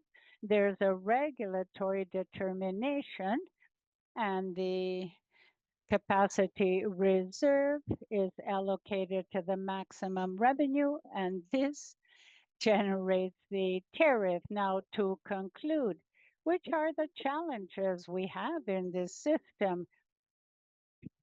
We have many more players in the market, and that's the first process that TAG is involved in. So we have several debates. And what motivates all this is the end of the first legacy contract. We're discussing not only a tariff review, but a modernization of the rules of the game.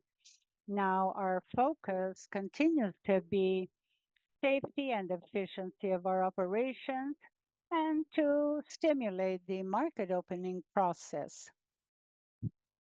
Here we have 3 challenges, 3 blocks of challenges. The predictability and safety for investments with TAG with $9.4 billion. Since we joined, we have invested almost 2 billion BRL until this year. Half of this on safety and maintenance and integrity of assets. We operate 24/7, 365 days a year. And then we have about 5.5 billion with lawyers and also the expenses in the order of 11 billion with our on investment potential.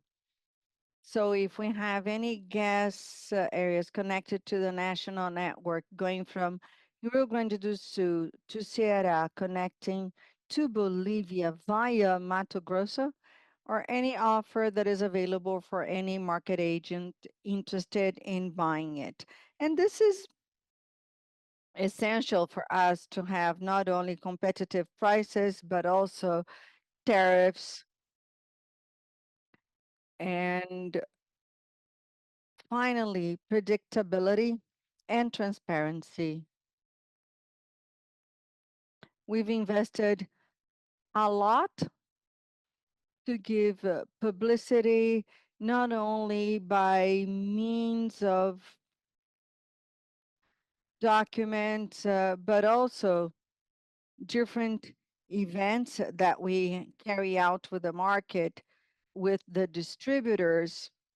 Recently, we had one with traders, and this week at TAG, we had another very important one I would like to highlight with you with the different state secretariats, because for us to be able to have more liquidity, we must simplify. So we're working in that direction. We're also providing training to improve the CNF adjustments, which will enable the exchanges among different agents using the transportation infrastructure to be more fluid, to be simpler and more dynamic. This is what I wanted to share with you. I thank you very much.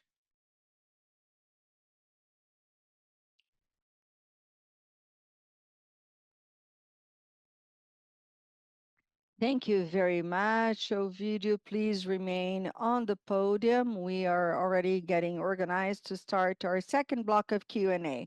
In the second block, we have the capital allocation. We spoke about renewables, transmission, tag.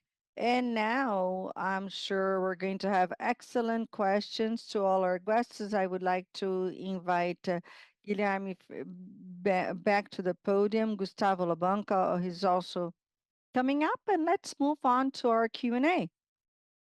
Well, thank you, Danielle Travinsky from Safra once again.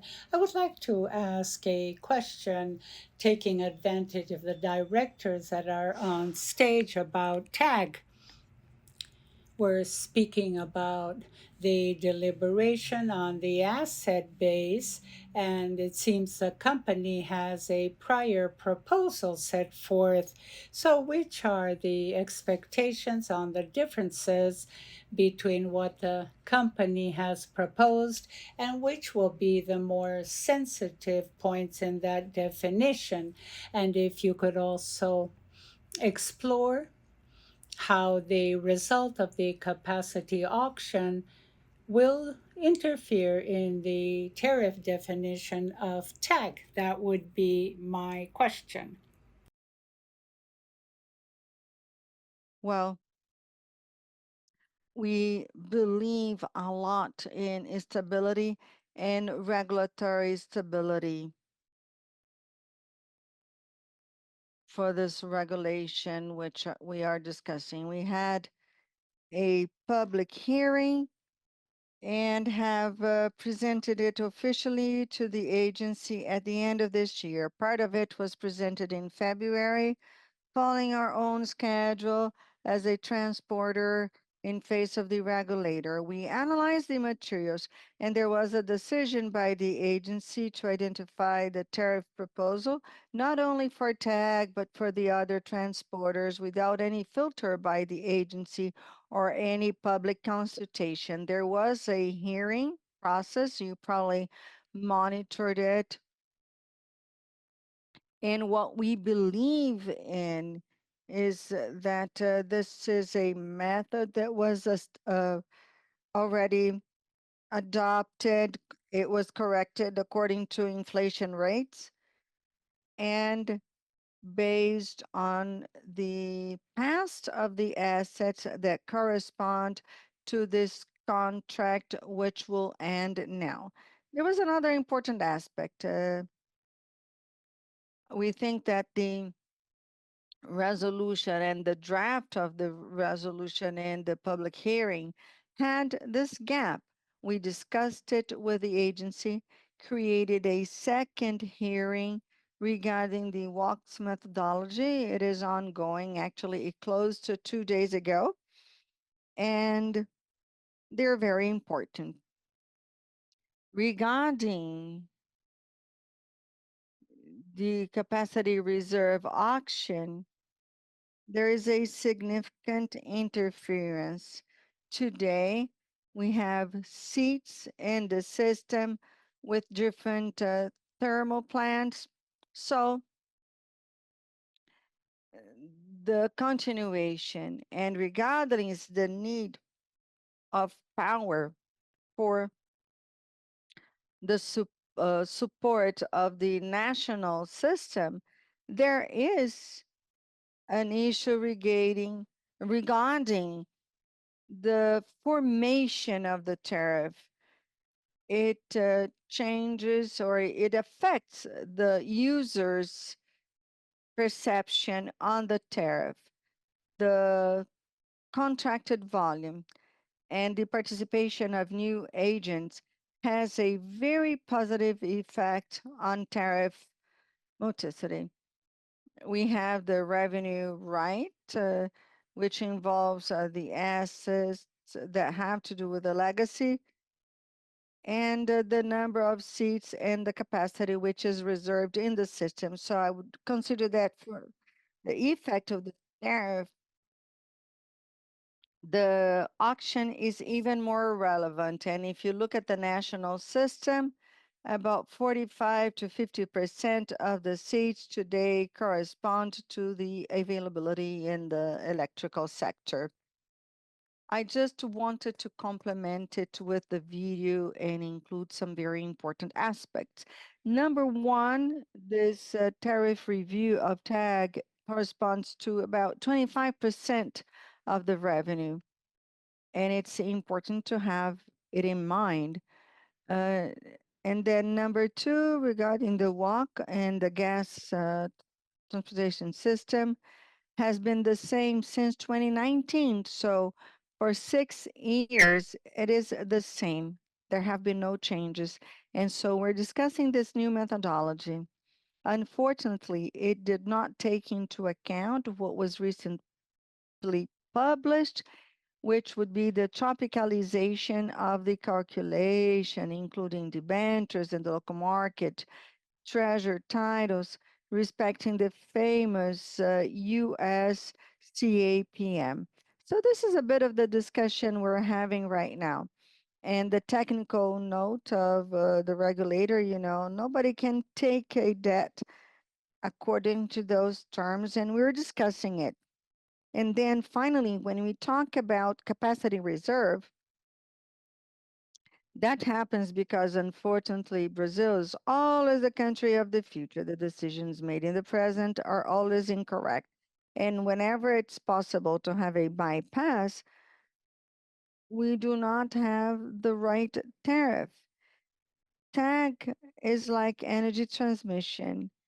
We have a cap for the revenue, but the less users we have paying this bill, the higher the bill for the user. And we can have it connected directly to a thermal plant without having access to the transportation market, which does not generate security to any of the parties involved. So this is essential. Can you imagine if you build a thermal plant and it's not connected to the energy transmission base? It must be connected and it will pay for this. So this is all shared by all of the users of the system. Unfortunately, it happens in energy, but it does not happen in gas.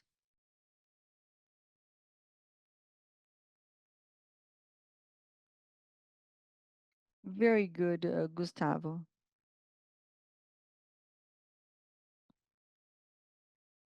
Any other questions?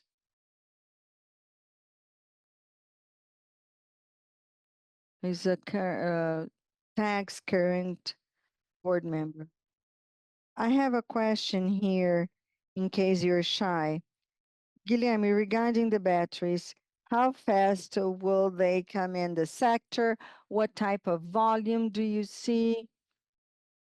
And just to complement, is it associated to generation? We have the transmission assets. Could you tell us a little bit about this?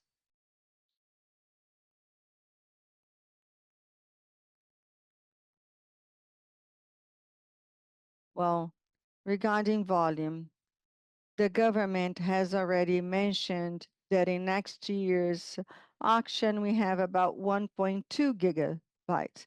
And another important aspect to take into consideration is that batteries have systemic benefits, and it would help us with what we're doing today, the ramp during peak times. The time for the implementation of a battery is relatively fast. Today, we have large offers in China, and the main bottleneck has to do with the transformers. We have the lead time of about 12 months. So having batteries available will take about 24 months for a battery solution. The question on whether it will be connected behind the meter or not, well, I don't think so. It will be directly connected to the system. That's where ONS will be able to operate the battery. In terms of volume, there is other important information. We have to have a connection with the auction. We have products for 2030 and 31. If today, if we want to buy a gas turbine, the lead time will be almost 6 years. So can you imagine having an auction next year for 2030 if you've already bought the turbine? Okay, otherwise it'll be 5 years.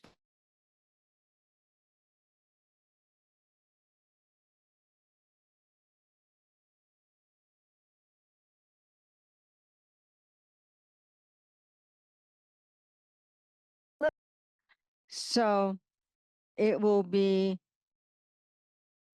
a long time, and according to what is happening today regarding the delivery of the gas turbines, is that we have this lead time, and as mentioned during their presentation, the system must have this energy available during peak times, and the only way to do it today would be with the batteries, and the issue on how it will be done. Initially, we decided that it would be split among the generators.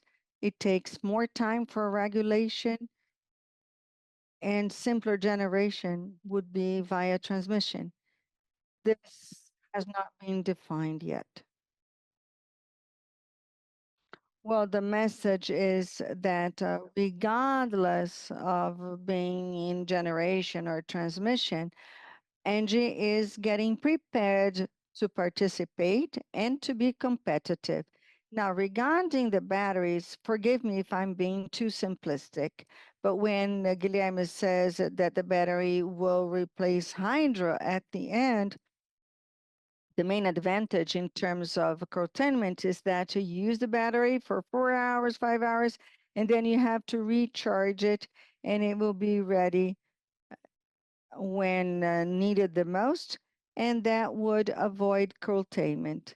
This is very important for the system as a whole. Yes, Guilherme mentioned it when, and we have the turbine schedule.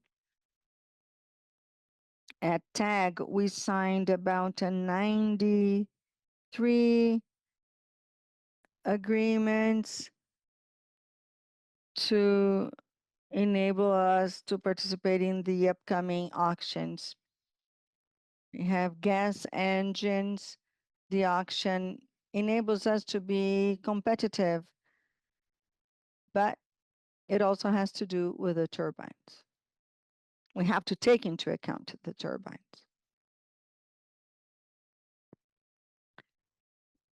Guilherme. Any other comment on batteries? What about CapEx? Danielle, do you have a question? Okay, please move on. I will ask my question later. Well, I think since people are shy, I will take this opportunity to ask a couple of questions. One about generation and transmission. Regarding generation, many companies have mentioned modulation gains. I admit that for me, it is still a little bit obscure how to do this.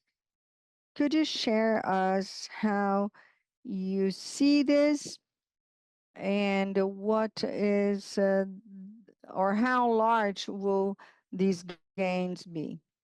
For transmission, you talked about renewal of concessions. Does it make sense to consider renewals of contracts?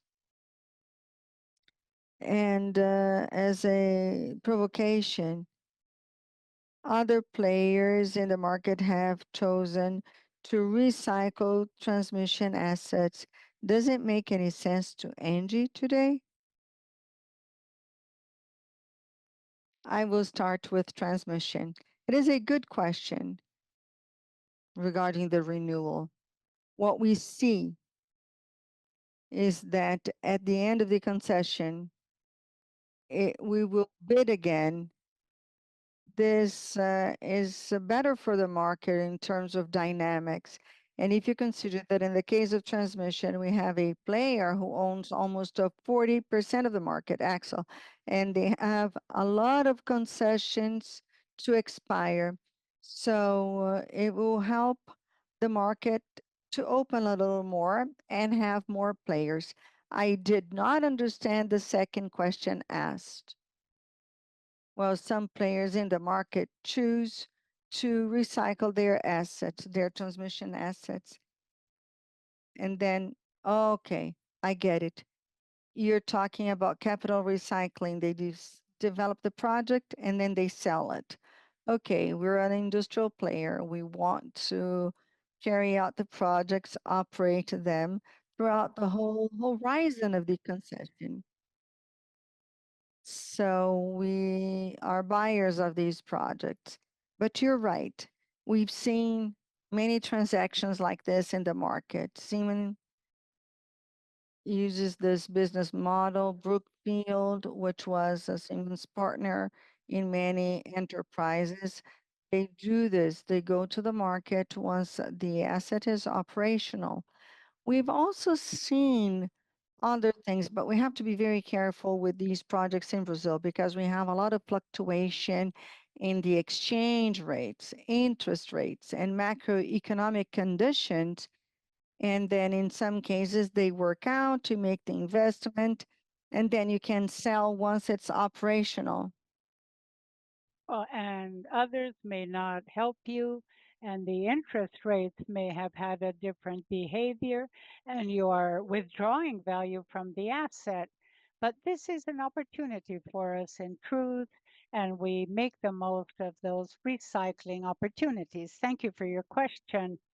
Now, the question on price modulation, I think I will answer it. How can hydropower and wind energy capture this, and what is the value of all of this?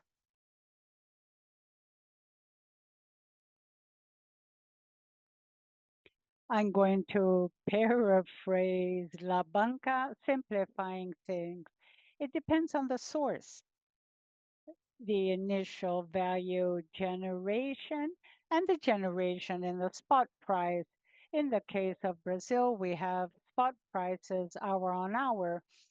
Now, the that's the origination of value for the asset. When you have a price at midday and a price of 300 at midnight, well, uh, the price at night will be 500 reais. The price at midday will continue to be zero. Now, the technology is an immersion technology. Now, everything depends on the hourly spot price. At midday, the amounts are lower. In the evening, the prices tend to increase. These are bilateral mechanisms to come to an agreement on the risk after the initial origination of value, which was the agreement. Let's imagine that a plant delivers flat. It means that if it generated less at midday, less than the flat they had they agreed on 100, they generated 60. At that time, the CECE will account for this and they'll buy 40 in the spot market. They're buying at a low price. They generated 130 at the peak hour. They generated 100. It's 130 of generation vis-a-vis the contract of 100. So once again, you have that valuation of prices. Now, contracts can become as sophisticated as the production per se, but originally, the accounting is done by hour. If the price is high, I will have a higher value. Now, in regulated contracts, and I'll give you the general rule. Most of this amount will go by to the buyer of the contract in regulated contracts. Well, little of that amount is left behind.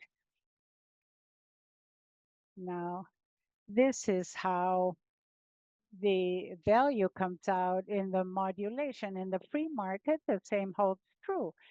In some sophisticated contracts, there's a reserve value that will remain with the buyer. And based on the volume agreed on in an annual or semi-annual service rendering.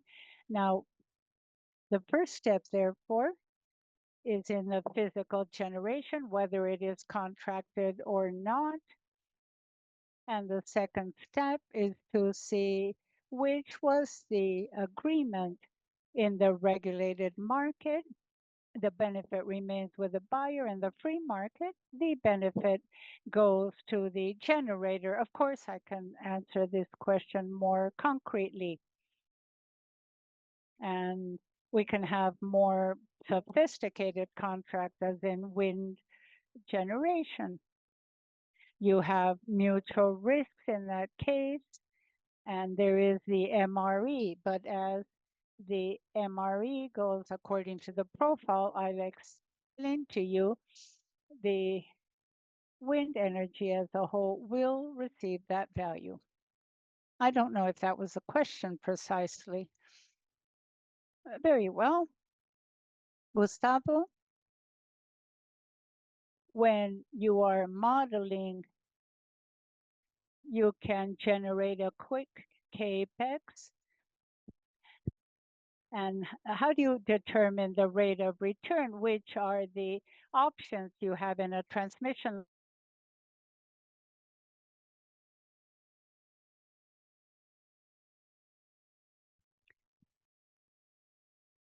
Excellent question, but it's very difficult to create a benchmark, a comparison of a proposal made by player A or B, because depending on the location of the asset, player A may already have an asset nearby and they will dilute their OPEX cost. They don't need another operator or somebody to maintain it. It's a marginal cost because the asset is very close. So this will change the perception and the valuation in this example. Now, if you have assets with several connections to other transmission or distribution lines, you have to pay your half of the structure. You don't have that cost, of course, if this is your own system.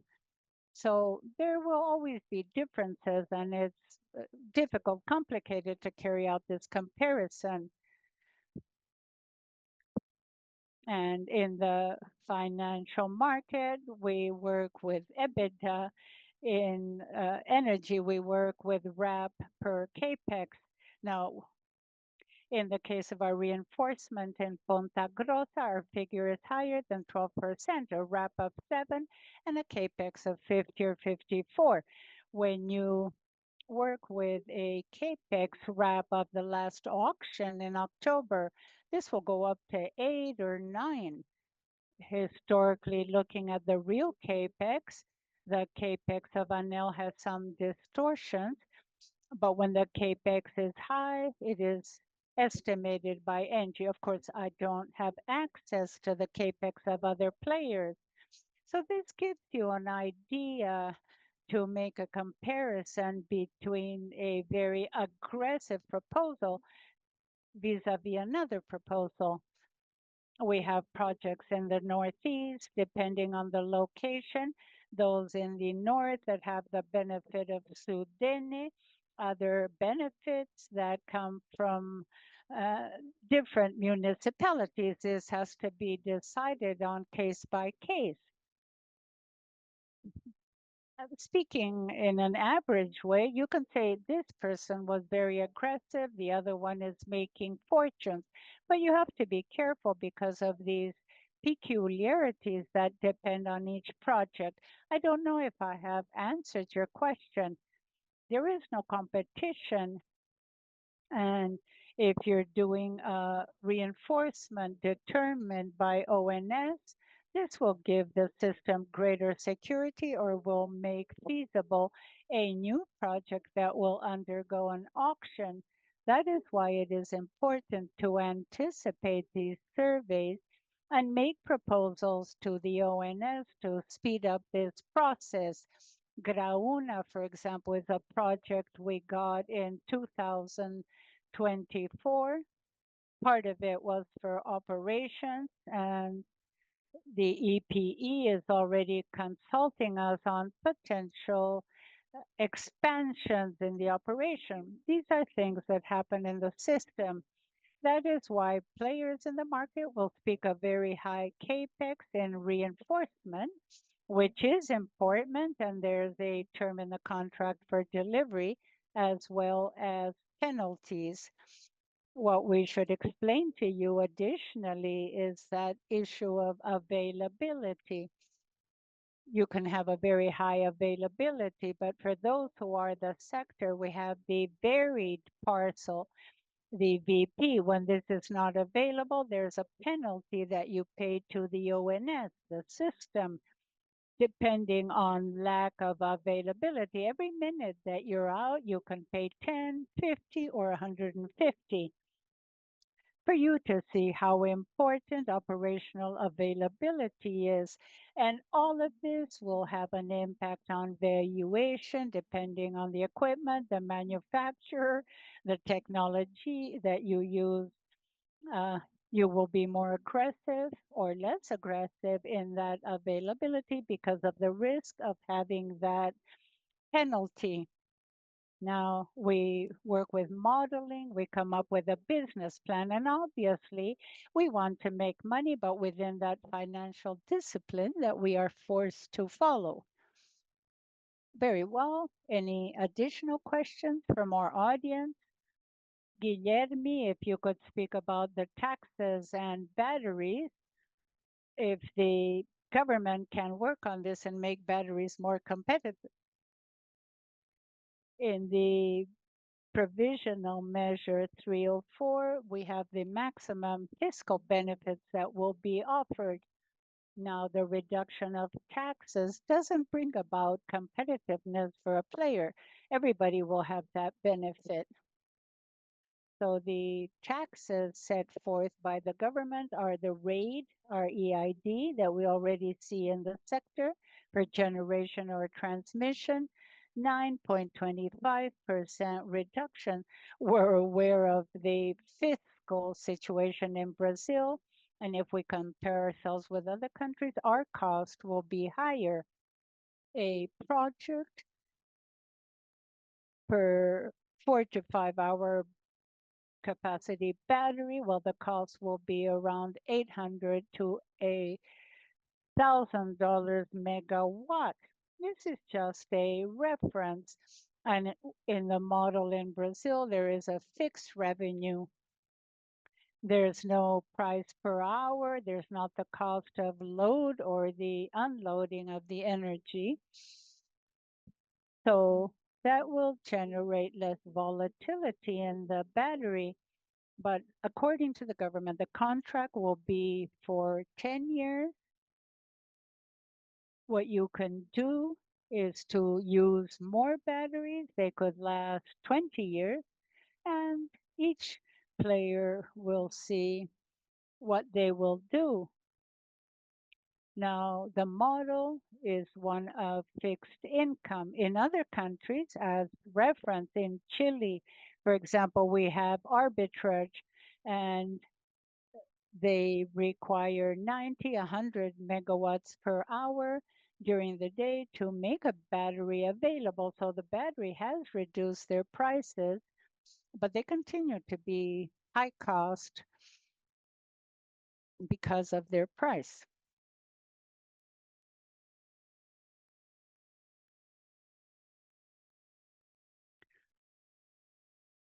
Very well. I would like to thank all of those participating in this second Q&A. You may return to your seats. Simply a reminder, you have a QR code behind your name badges. You can answer the questionnaire now or later, and we're going to go on to our closing remarks. Thanks a lot for your time, your presence, and the quality of the question and dialogue we do have during these events. I think that these events reinforce a lot ENGIE Brasil transparency, thanks to recurrent and open dialogue with our partner and investors.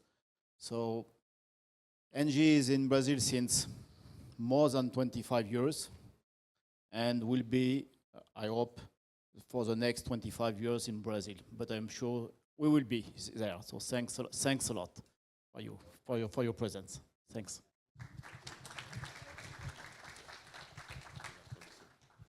Well, with this, we will adjourn the meeting. You have some kits on your way out. I would like to thank all of you for your presence. Thank you very much. Eu queria migrar a minha empresa para o mercado livre de energia, mas eu não tenho nenhuma referência. Oi, migre com a ENGIE, que é referência mundial. É mesmo? Claro, comprar energia da ENGIE é só vantagem a favor. Sacou? Ó, saquei. Só não sacou que era uma Meligene te dando essa dica. Era uma Meligene? Pelo visto, não tem mesmo nenhuma referência. No mercado livre de energia, migre com a segurança de quem é referência. Migre com a ENGIE.